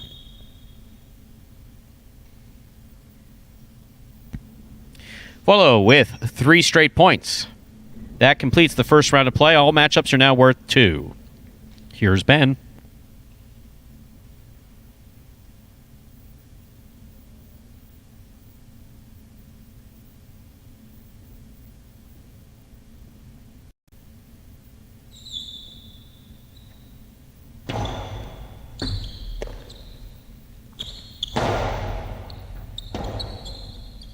Robote by Vuelo.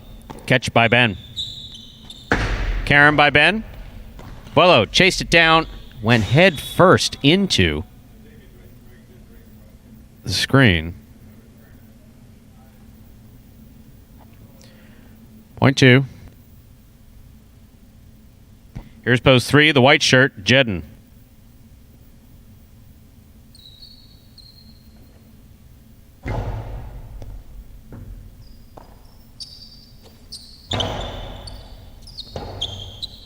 Robote by Ben for the big bounce. Jedden takes it on the bounce. Good hustle by Ben.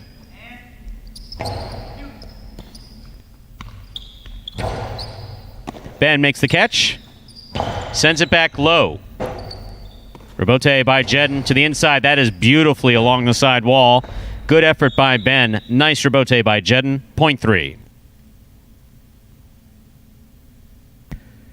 Returning, post 4, the green shirt, Ron.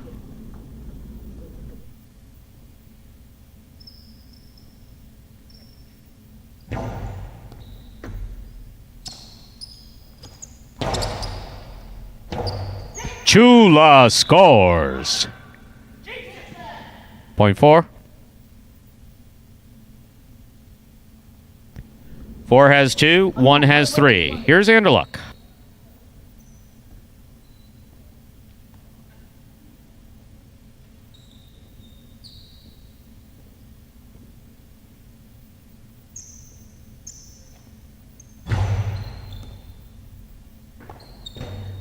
Excellent serve by Ron. Scores, point 4.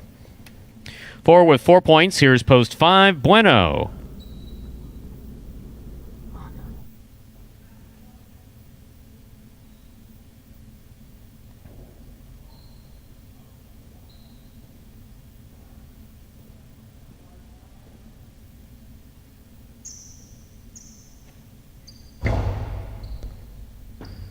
Beautiful serve again by Ron. Big bounce coming out of the service box. Robote by Ron. Ball tipped by Bueno. Point 4. Possible game point for the green shirt at post 4, Ron. Trying to stop him. Post 7, Tennessee.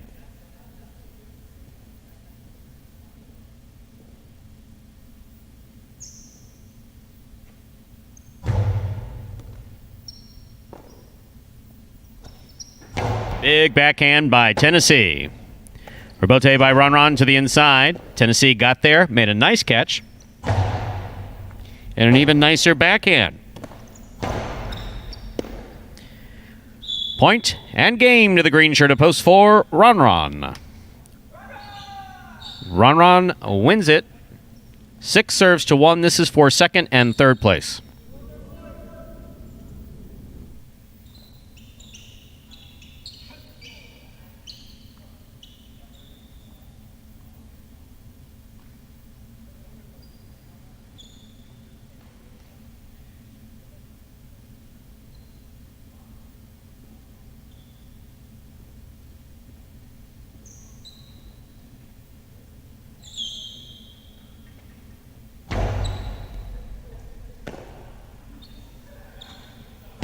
Anderluck comes over the top and scores. Point and place to post 1, 6 shows. Unofficial order finish, 4-1-6.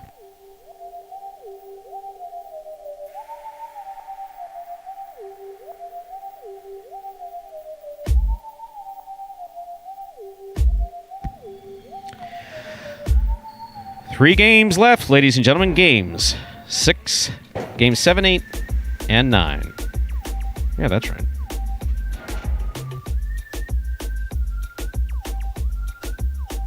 Coming in first, post 4 for Game 6. Ron taking second, post 1, Anderluck. Coming in third, post 6, Wello.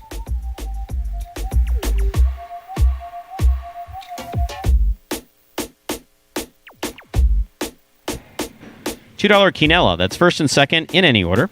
1-4 or 4-1, $15.40. The trifecta 4-1-6, $277 even.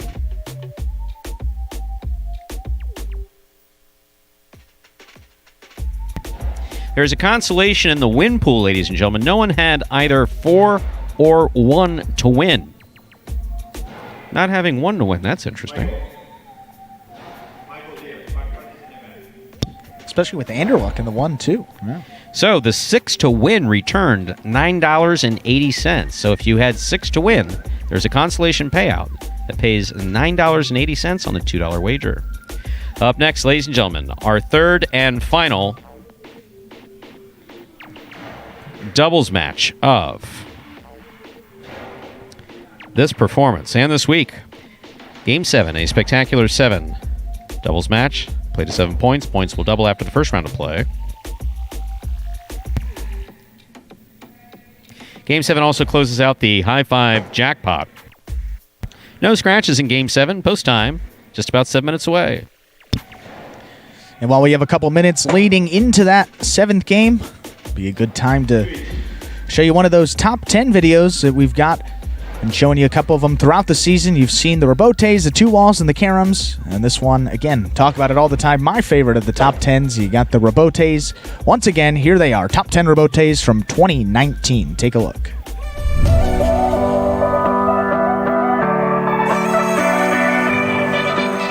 Outside placement from Pool. Asier goes back for the Rebote, diving, and that's a 2 wall, and lands just in. That will score.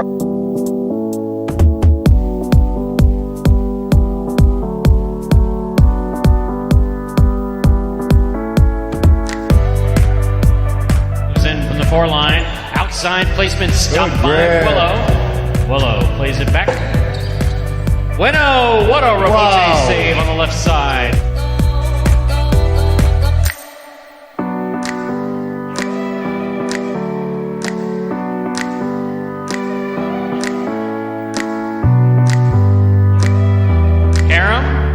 Stopped on the forehand of Jin.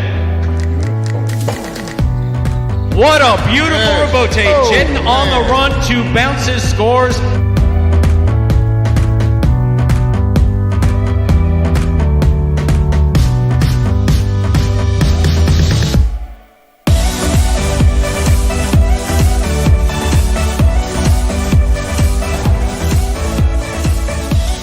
Back to the inside, Carballo goes. Douglas with the blind save. Just lobbed it up under his arm.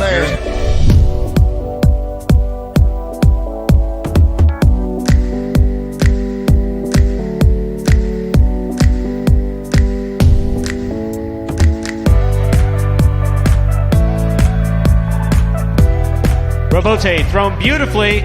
Anderluck gets out of the way. Rebote's back up. What a fine effort. This is a 2-wall. El Barba on the run. And it scores.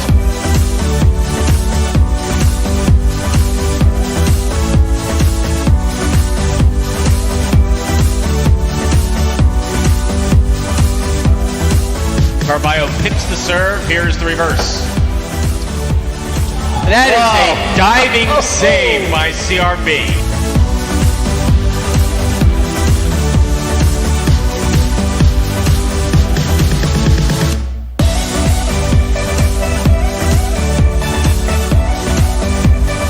Somehow gets rid of it in time without holding it. Here's Anderluck. Carballo diving save. What a fantastic Rebote thrown by Carballo.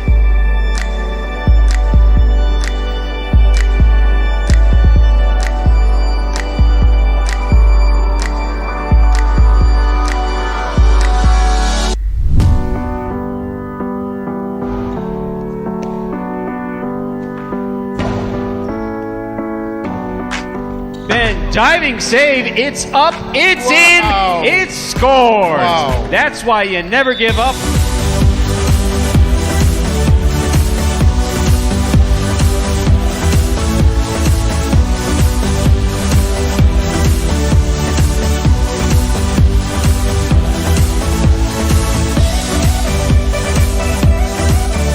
Big left side, takes an interesting hop, goes to the outside. There's Douglas.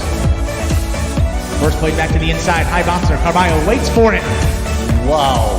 Unbelievable rebote save.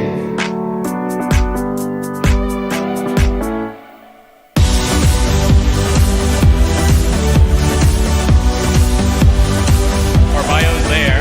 Sidearm carom, split placement. Kubala up at the 5 line. Hello. That's in play. That is absolutely in play.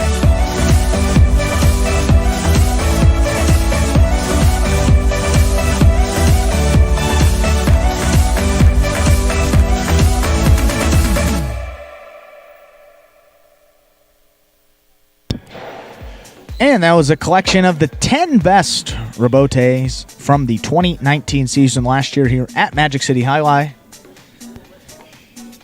And now time for game number 7, Game 7, the last doubles game of the week. A couple things at stake here. You see that 2,000 there for the 8, meaning that someone's still alive for that high 5 if the 8 wins. One lucky fan will take home that $2,000. Guaranteed $2,000 because it is not over the carryover at this rate. And also for that doubles team of the week, only thing that could affect that is a win by the team of Anderluck and Diaz, or else it's going to go to Tennessee and Bueno. So if Anderluck and Diaz can complete the sweep, 3-bagger, taking all 3 of these doubles games, they will tie Tennessee and Bueno for the top doubles team this week. And also those Fantasy Jai-Alai stats have been updated. Check it out, fantasyjai-alai.com, to see where you stand in week number 6. And again, the prize for this week will be a Magic City Jai-Alai hat.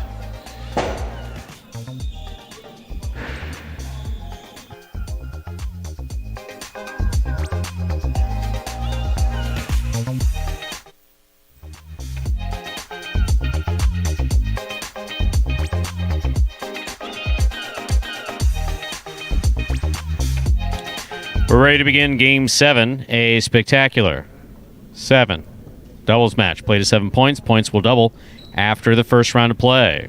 Down to our last 3 games for this afternoon's performance and this week. Serving in the red shirts, at post 1, we have Cool Fitness and Jed, and receiving in the blue at post 2, Juice and Carballo.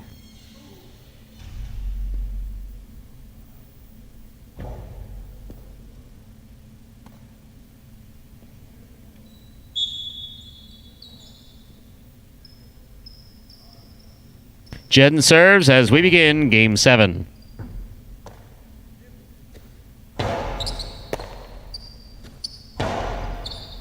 Catch by Carballo.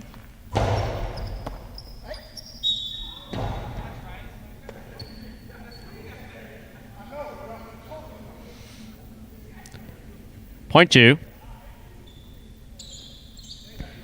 This matchup has Juice serving to the white shirts at post 3.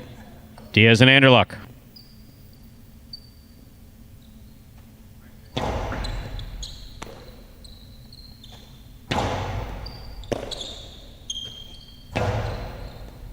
Anderluck from the forehand.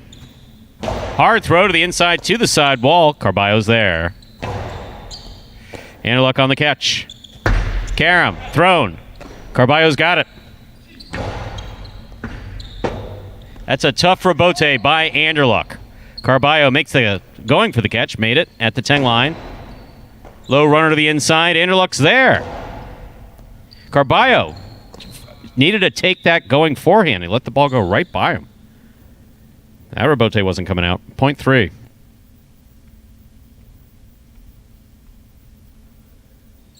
Green shirts at post 4. Lamonte and Douglas receive.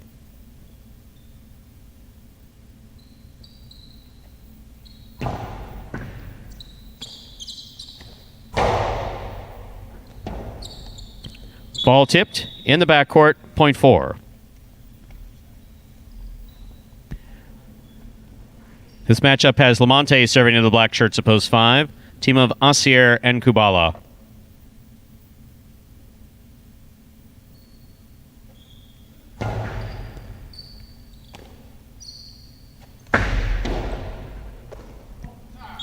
Point 5.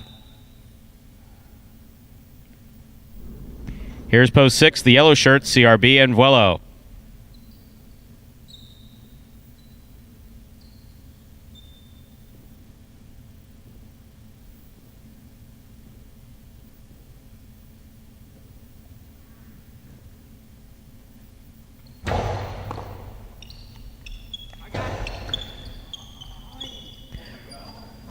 Wow.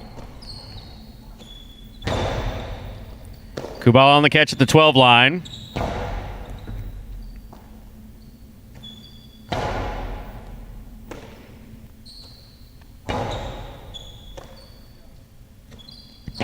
Vuelo goes hard to the backcourt. Kubala's there. Catch by Vuelo. Oh, higher to the front wall.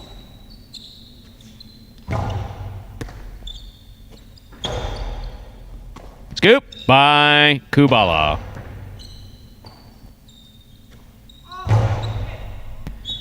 That got away from him. Point 5.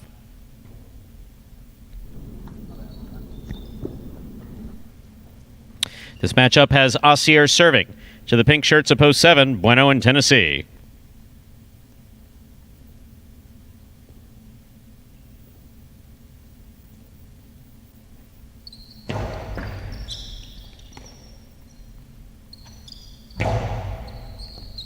Excellent catch by Kubala on the left side at the side wall.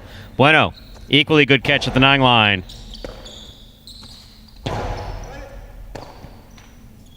Tennessee comes strong from the forehand.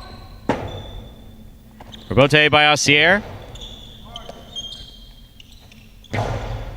Kubala moves up, takes the ball in the air on the left side. Tennessee from the 11 line. Hard throw.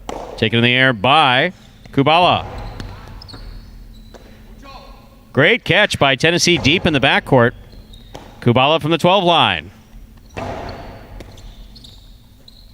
Bueno faked it, put it back inside, and it scored. Point 7. Here now to complete the first round and receive wearing the purple shirts of post 8, the team of El Barba and Ben.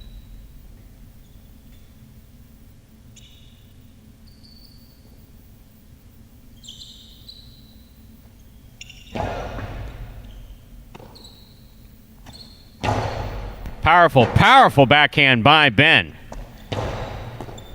El Barba makes the catch. Outside he goes. Tennessee, perfect placement is there. Here's Ben from the 11 line. Karam. Bueno's got it. Bueno goes deep. Rebote for El Barba.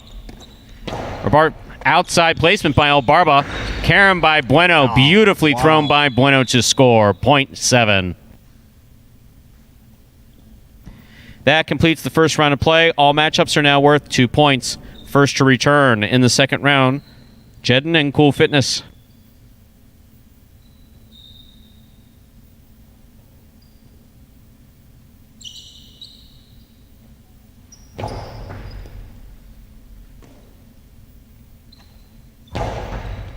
Great catch by Bueno. He goes deep. Rebote coming out. Jedden on the rebote. Outside, Bueno's there. Karam by Bueno.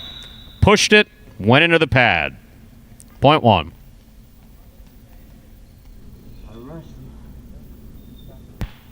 One with 2 points. This matchup has Jedden serving to the blue post 2, Juice and Carballo.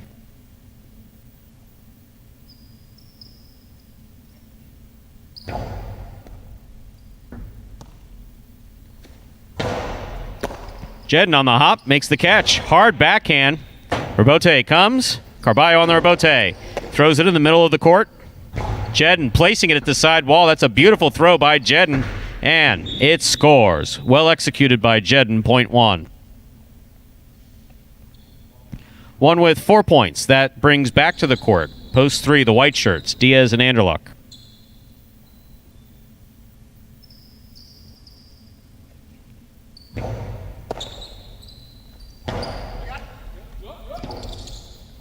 Jen on the rebote.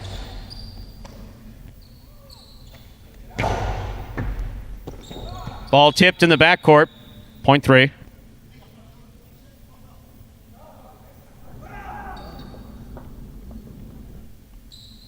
Three with 3 points. Here's post 4, Lamonte and Douglas.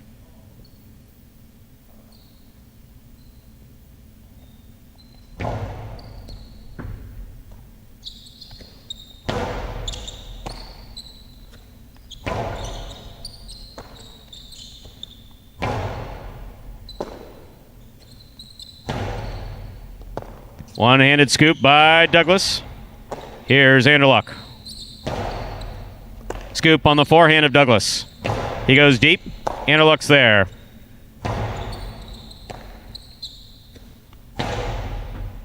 Anderluck on the left side. Douglas from the 9 line. There's the catch. Rebote by Douglas. Here's Anderluck. Another one-handed grab by Douglas. Point 4.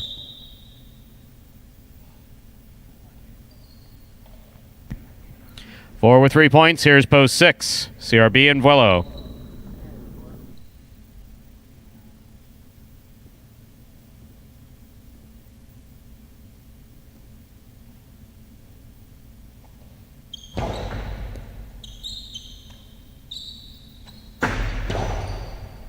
Good catch by Lamonte. Hard throw.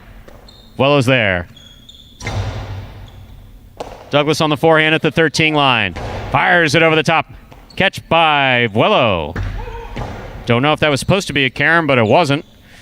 Hard throw. Robote comes out as a line drive. Catch by Douglas. Carom's gonna score. Point 4. Catch by Douglas. Douglas throws the ball about 1,000 miles an hour, and Kubala makes a beautiful save. Here's Douglas. Throws this one even harder, and it scores for the win. Point and game. Green shirts a post 4. Lamonte and Douglas. 1 places, 3 shows. Unofficial order finish 4-1-3.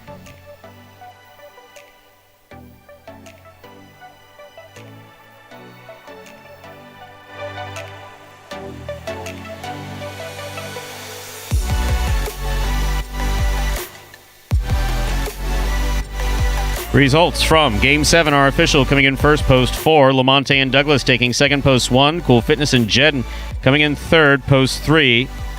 Diaz and Anderluck. 4-1-3. The official order finish for Game 7.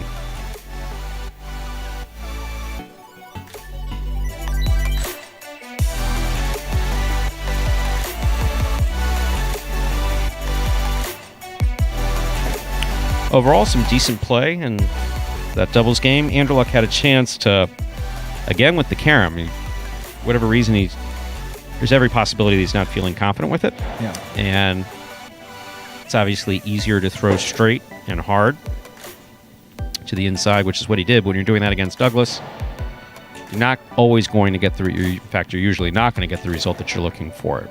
Yeah, it's tough to rally that long with a guy that's that consistent, not really going to make that many mistakes. And you were saying, yeah, Anderluck last season, whether it was throwing outside, caroms, he seemed to throw a lot more of those. So see if he'll do that and maybe switch it up there again next week. But still a really solid performance for that doubles team. Don't really need to change anything. If they can play like this the rest of the year, I think they're going to be very happy and find themselves back near the top of that leaderboard for sure. Agreed. There are your prices from Game 7. $1 high five. Actually, let's take a look at the quinella first. $2 quinella, 1-4. That's 1-4 or 4-1. $19.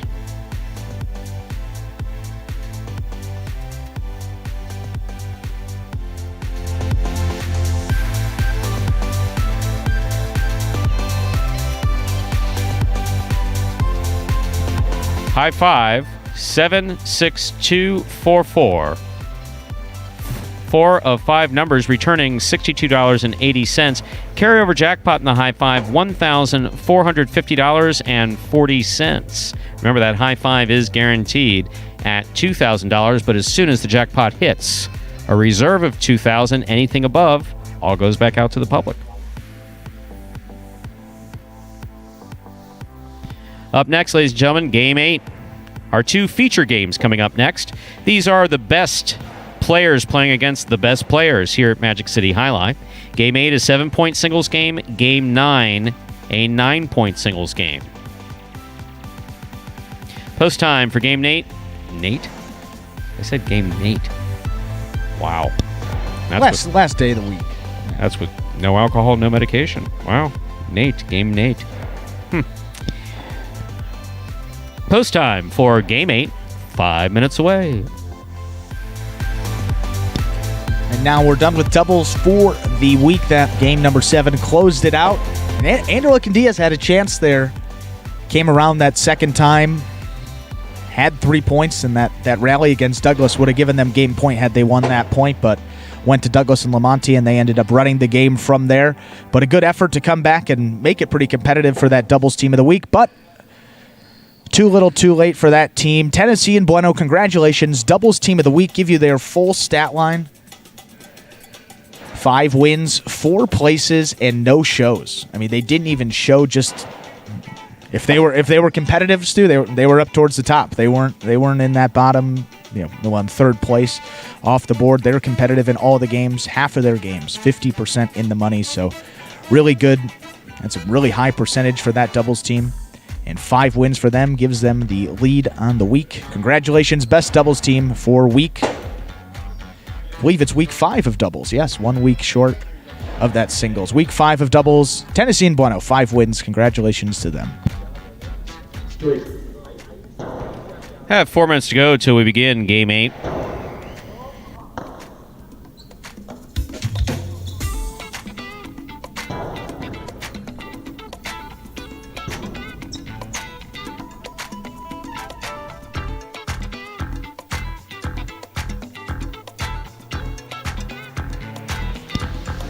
Saw a question about the Fantasy Jai-Alai in the chat there. Prices and player information and all that stuff is updated every week. Will be updated by Monday morning, Monday afternoon at the absolute latest, but check back tomorrow and all those prices will be updated. Player info will be updated, and how the prices are determined, and it's based on basically their averages on the season. And so, obviously, it will fluctuate throughout the year. If guys have a good week, their price will most always go up. And if they go down or have a bad week, their price will obviously go down there. So, will be a couple of adjustments every week. But make sure to not make those picks for next week until tomorrow. And then you have from tomorrow until Thursday before the start of our first game, 12 o'clock p.m., to get those picks in, fantasyhighlight.com. And again, the prizes for the month of June. These next couple of weeks, you get a Magic City hat, and then that last week of June, you will get a Magic City hat signed by the winning doubles team of the first tournament as part of the Championship Doubles Series. So right now, you'd get it signed by the team of Douglas and Lamonti. Maybe you're going to get a signature from Tennessee and Bueno. Maybe Anderlecht and Diaz are going to come back up and shock the world. Who knows? But the last winner in the month of June will get that, so that's going to be a much bigger prize and a really cool prize. Get some signatures from some of the pros here. That's funny, and eavesdropping a little bit on the live chat. A lot of discussion about amateur highlight. Yeah, always. And for the record, so I started playing when I was 13. I was in the Miami Highline School 1983 to 1988. I did a few things really well. I had a very good serve. I had an excellent carom, most things from the right side. Yeah. But I'm a short guy, about 5'6". Sure. And so professional highlight was not my future, considering the fact that I never had a rebote. But there is something unique. And in addition to being at North Miami Amateur, I worked the counter at North Miami Amateur. It was my first job, was sewing highlight balls and clocking people on and off the court on Friday and Saturday nights during school at North Miami Amateur. That's cool. So at that point, you had 3 courts. You had a rubber ball court, a plastic ball court, and a hardball court. there could be a wait. You could have 12 that would be actually on the court. That's how many people we had in a waiting list. All right, so it was very active. It was very waiting active. list. And I worked that counter on and off throughout high school, and then even after I came back from college for a little bit. So I was there a lot. But there is something unique about this sport of ours. Yes. Oh, very unique. And it just keeps and my you, experience keeps you with into it. my experience with amateur highlight goes back before that. From the time I was 3 years old, going on Sundays with my father to Orbea's when Orbea's was open in Miami. I was going to say, 3 was about the age I started too. But that's going to be fun. We're going to get out on that North Miami court. We got to throw it around. I want to see that serve. You talk it up. So we're going to get that. No. This is past tense. The point is this: is the thing about highlight that is absolutely unique as we're about to start. Inflated opinions of one's ability to play the sport. Yes. Well, as soon as someone can catch 3 or 4 balls in a row and make a couple rebotes, they look as though they can take on anybody. Yes. Always. It's an amazing thing. It's always been that way. Always been. Funny how it works. We're ready to begin game number 8, a spectacular 7 singles match. Play to 7 points. Points will double after the first round of play. Serving in the red shirt at post 1, we have Anderluck. Receiving in the blue at post 2, Carballo. And yes, and then in managing, having people requesting contracts to play professional highlight, you'd be amazed. There's the serve by Anderluck. We begin game number 8.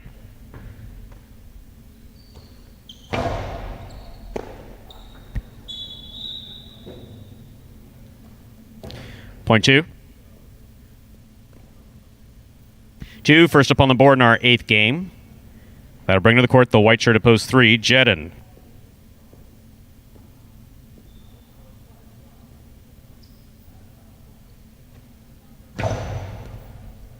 Excellent catch by Jedin. Rebote by Carballo. Jedin turns to save the rebote after letting it pass first go-round. What a scoop by Jedin. That was beautiful. Second time, not so much. Point 2.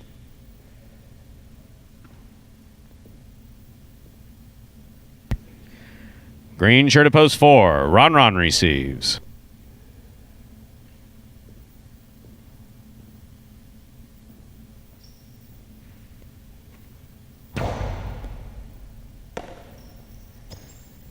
Powerful backhand by Ron. Carballo for the rebote. Ron makes the catch. Throws the carom. Carballo chases it down, throws it into the screen. Point 4.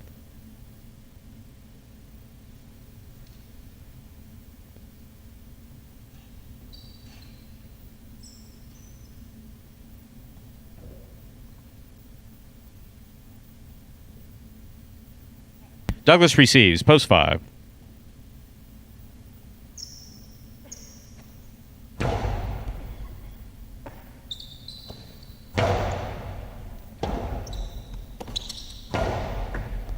Scoop by Douglas. Powerful backhand. Scoop again by Douglas. Difficult scoop that time on the left side. Ron throws it low and hard. Douglas has it. Puts it back inside where it will score. Point 5.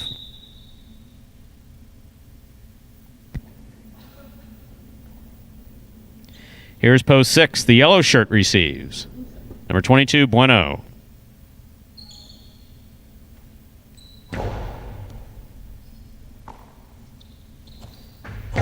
Bueno goes deep. Keeps it away from the overhead screen. Douglas fires it to the inside. Bueno digs it out. What a catch by Douglas. What a throw by Douglas. What an effort by Bueno. Well played. Point 5.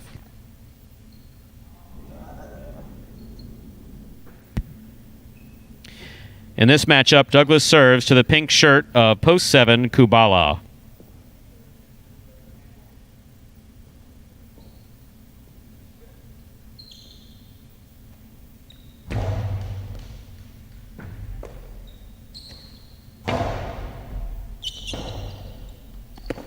Swing and a miss on a strong forehand rebote. Point 7.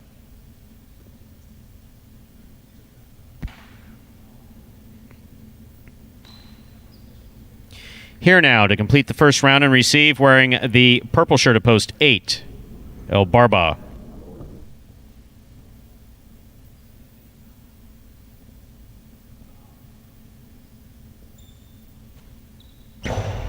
Good serve by Kubala. Nice catch by El Barba.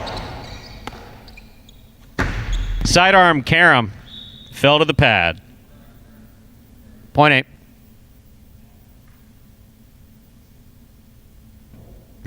That completes the first round of play. All matchups are now worth 2 points. First to return, Anderluck.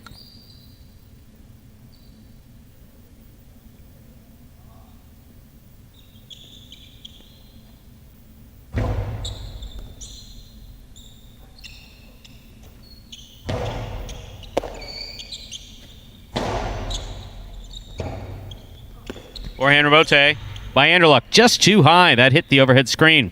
Point 8. Il Barba has 3 points. He serves to the 3-post. Jedin.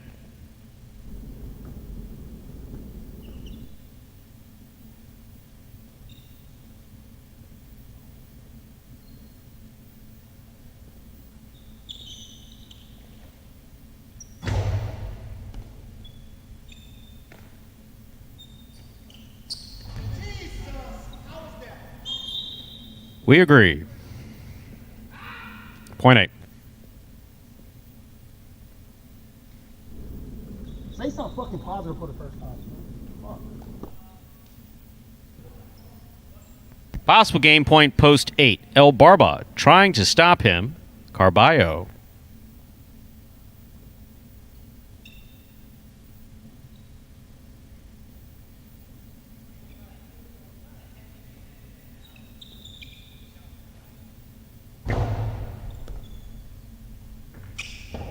Point and a perfect game to the purple shirts, post 8.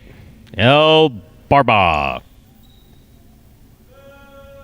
8 wins it. Let's have a playoff for second and third place. 5 serves to 2.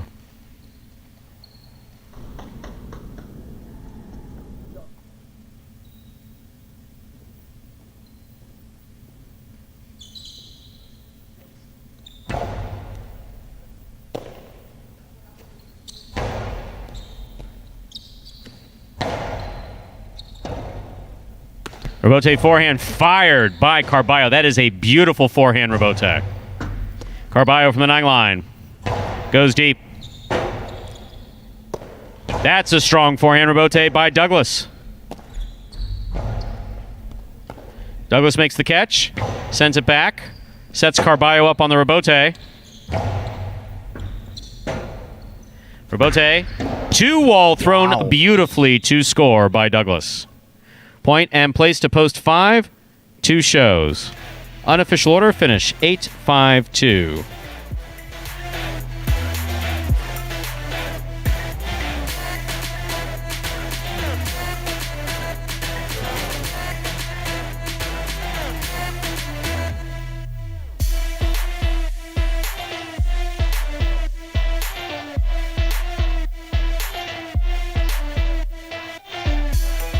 Coming in first, post 8, El Barba. He had a perfect game, taking second, post 5, Douglas. Coming in third, post 2, Carballo. 8-5-2, the official result.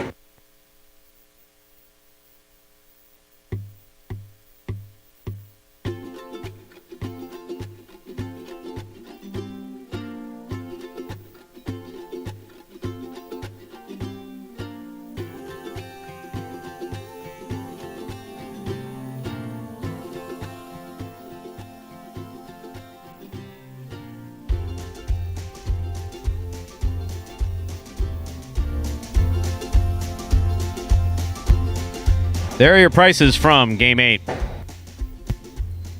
Mighty Ocho, 227-62. And yep, I missed the rest. So let's talk about the Quinella. $1 Quinella, 5.8. That's 5.8 or 8.5, $99.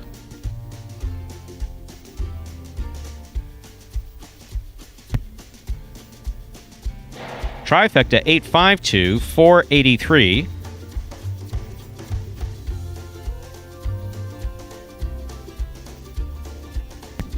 Here's your Mighty Ocho, 227-6244858. Numbers returning 6560. Carryover jackpot, $1,349.60.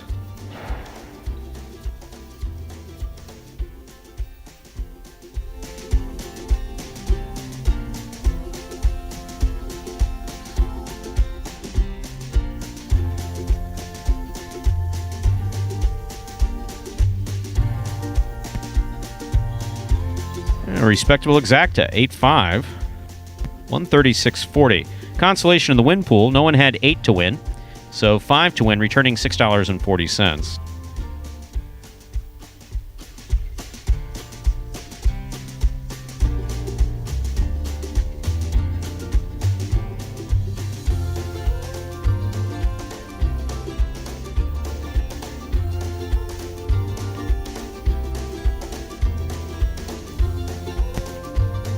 Up next, ladies and gentlemen, is our 9th and final game, a Spectacular 9 Superfecta match. Game's played at 9 points. Points double after the first round of play.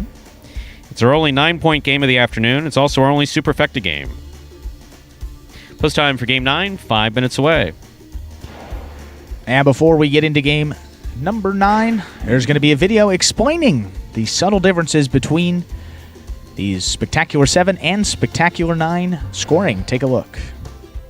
Spectacular 9 singles games are played with 8 players. Each player wears a different color jersey numbered 1 through 8 on the front. These numbers are traditionally referred to as post numbers. Post numbers are used to signify the order in which the athletes will play in a game. These numbers are also used for betting purposes. Don't be confused by the numbers on the back of our jerseys. Those are just for fun. Each game begins when the player in the post 1 red jersey serves to the player in the post 2 blue jersey. The served ball must land between the 4 and 7 lines marked on the court's side wall. If the ball lands between those lines, the serve is good and play continues until one of those 2 players wins that matchup. The player who loses the matchup exits the court and waits for his next turn at the end of the rotation. It's important to note that every game has 2 rounds. The first 7 matchups in a game make up round 1. Each matchup in round 1 is worth 1 point. Round 2 refers to all matchups that take place after the 7th and final matchup of round 1. The number of matchups in round 2 varies from game to game. And in round 2, each matchup is worth 2 points. The first player to earn 9 points wins the game. And that was an explanation of Spectacular 9 scoring. This Superfecta 9-point singles match will close out the action of the whole week. Unfortunately, this is the last game of the week here, but we'll be back next Thursday to start it up again. And updating on the Golden Cesta. Golden Cesta awarded to the leader in singles wins each week at Magic City. And with his win in game number 8, Stu, looks like, well, doesn't look like, I know for a fact, El Barba in the lead now for the Golden Cesta. He has 4 wins on the week. There's a lot of guys with 3 playing in, a couple of guys with 3 wins playing in game number 9. Ron out of post 5. You got Douglas with 3 wins this week playing out of post 6. And you got Carballo playing out of post 2. So if Douglas, Carballo, or Ron can get the win, we're going to have to go to a tiebreaker to determine the Golden Cesta. Or if not, none of those guys win. Meaning, yeah, that would be Ben, Jedden, Bueno, or Kubala. Any of those guys win, it's going to go to El Barba. Wow, El Barba taking the Golden Cesta if, as we said, a win from somebody other than Douglas, Carballo, and Ron. So stage is set for the Golden Cesta going into the 9th and final game of this week. And again with El Barba, leader in the clubhouse with 4 wins, would be the lowest total of wins on a week given to a Golden Cesta winner on the season. So meaning that those wins are being much more evenly distributed, which you like to see. Guys improving and a lot of different guys winning this week. Much more spread out than usual. 1 person, 2 guys that don't have any wins this week. 3 guys. Anderluck, surprisingly, he's got a lot of places. Juice and Asier. So only 3 guys on the roster with no wins this week. Outside of that, most anyone has is 4. Game 9 now less than a minute away.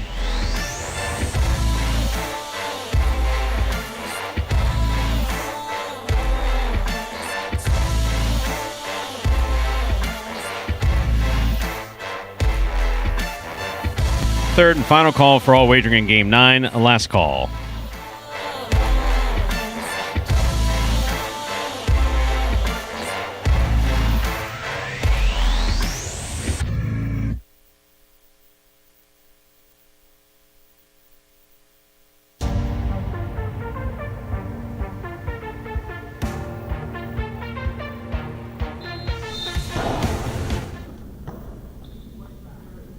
We are ready to begin game number 9, a spectacular 9 superfecta match. This game is played to 9 points. Points will double after the first round of play. Serving in the red shirt of post 1, Anderluck. Receiving in the blue of post 2, Carballo.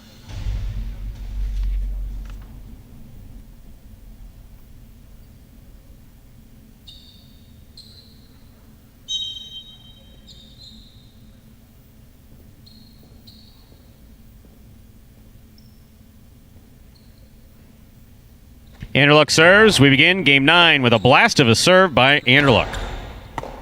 Great catch by Anderluck. Hard throw. Carballo's there. Carom by Carballo. Off the court. Point 1.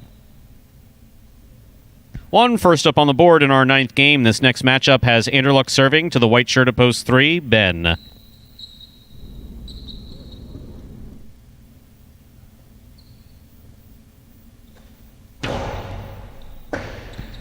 It's an excellent serve by Anderluck's going to score. Point 1. Here's post 4, the green shirt, Jedin.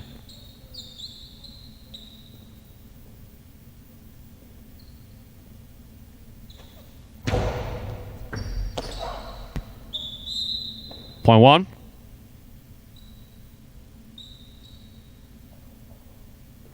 One with 3 points. Here's the black shirt at post 5, Run.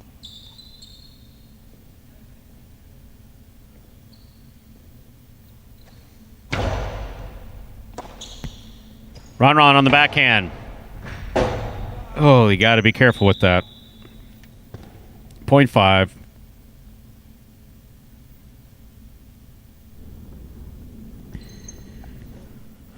Ron will now serve in this matchup to the yellow shirt at post 6, Douglas.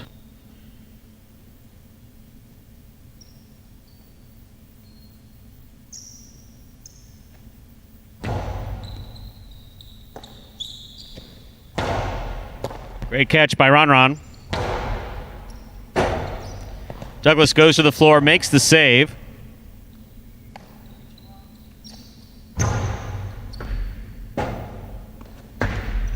Long 2-all. Stopped by Ron.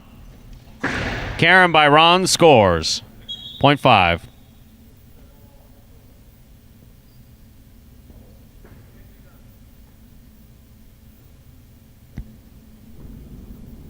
In our next matchup, Ron serves to the pink of post 7, Bueno.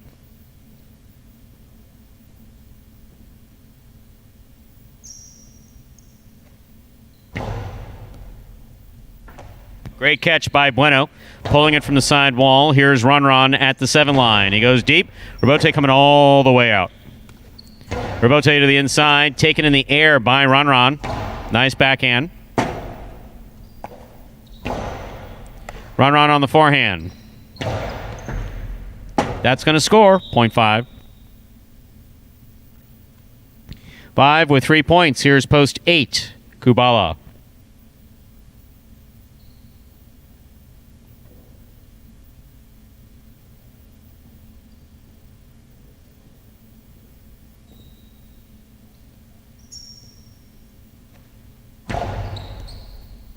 Good catch by Kubala. Backhand from the 11 line.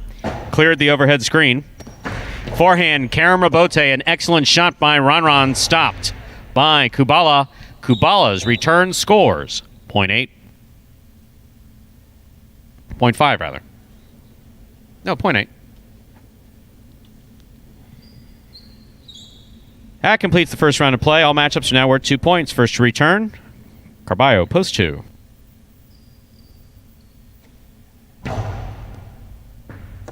Excellent catch off a good serve. Kubala, Carom, stopped by Carballo.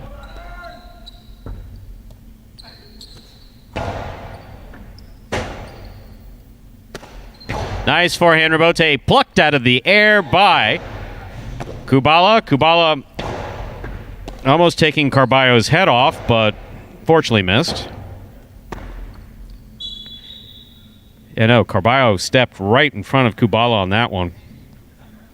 Kubala showing good control, point 8. 8 with 3 points. Here's post 3, Ben.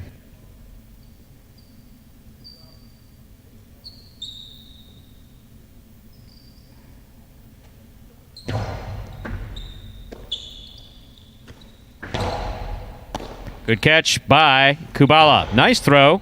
Bends there. Powerful backhand. Robote left side by Kubala. Gonna score, point 8. Kubala has 5 points. Remember, 9 points are needed to win a Superfecta game. Here's post 4, Jedin.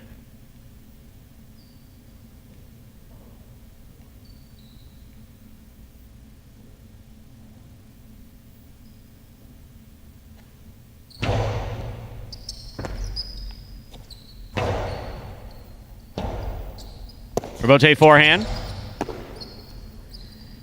Jedin back to the inside. Kubala's there. Robote by Jedin. He makes the save. Kubala moves up on it, makes the catch. What a scoop. Almost made by Jedin. Point 8. Possible game point for Kubala here in purple shirt at post 8. Trying to stop him. Anderluck.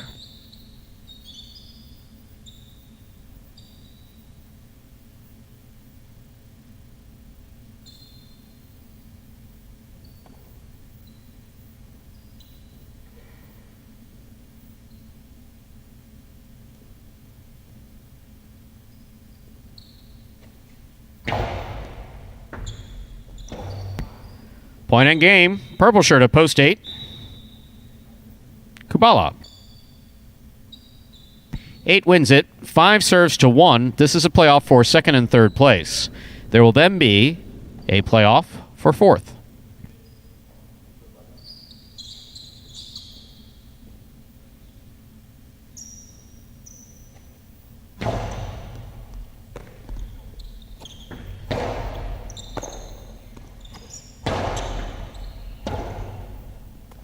Robote missed.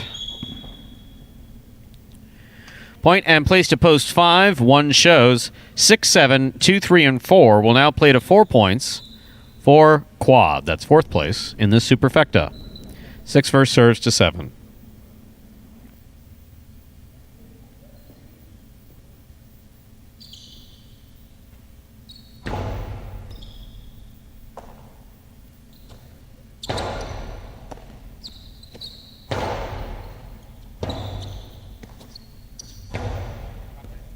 Catch by Douglas. He sends it back.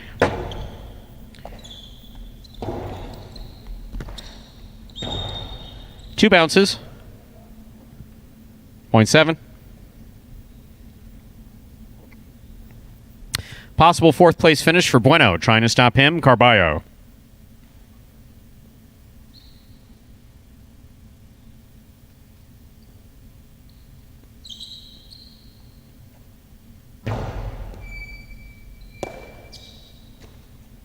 Carballo from the forehand, cut off in the air by Bueno. Bueno goes deep.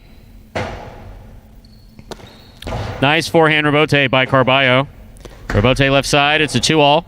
Scooped, almost. Point and a fourth place finish for Bueno. Unofficial order of finish, 8-5-1-7. Your prices will be up in a moment.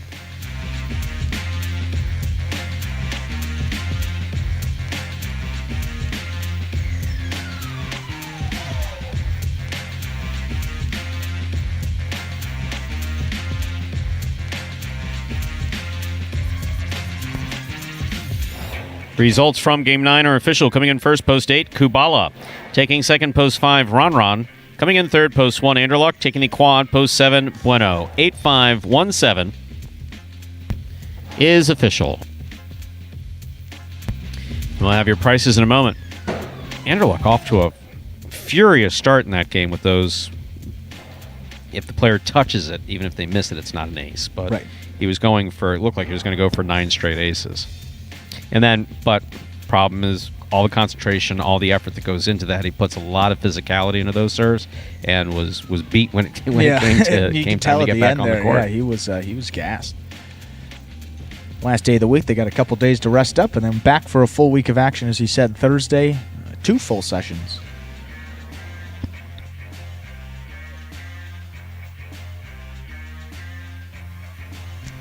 And we'll have your prices up in just a moment from Game 9.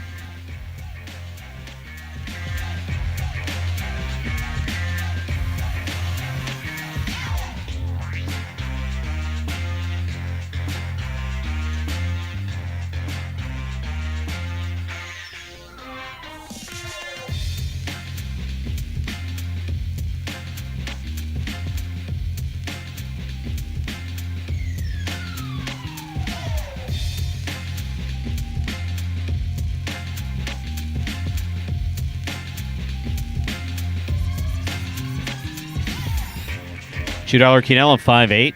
That's 5-8 or 8-5. $61. Trifecta, 851 303.60. Superfecta, 8517 171.15.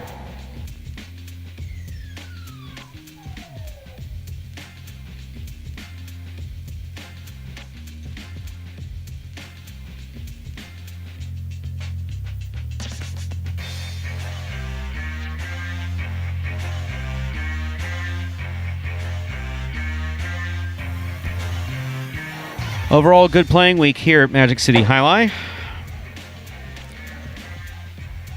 Some ups, some downs. Overall, fiercely competitive as always. That's one thing we're used to seeing here. Even when you look at those videos of the top 10 Rebotes or top 10 Karams, specifically with the top 10 Rebotes, that is something that all these years of watching Jai-Alai is pretty specific to Magic City, is that never say die effort that goes into it.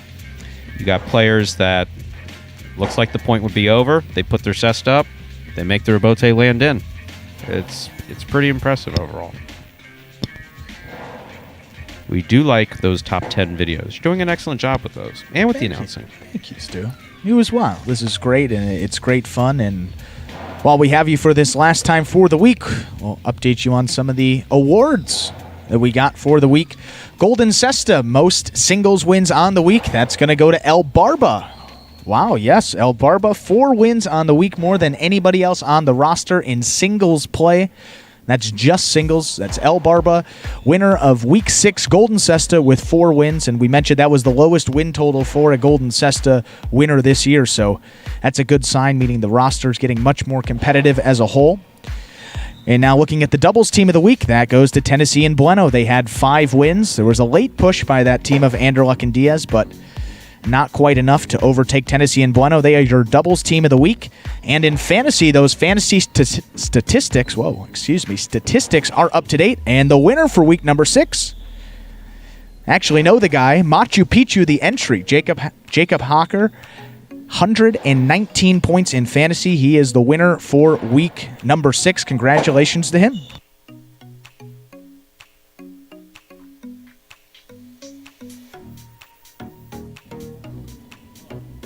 And a reminder for the fantasy for next week, wait until tomorrow. Those prices, all the information, stats, anything you can need will be updated by tomorrow, and then you can make your picks for next week.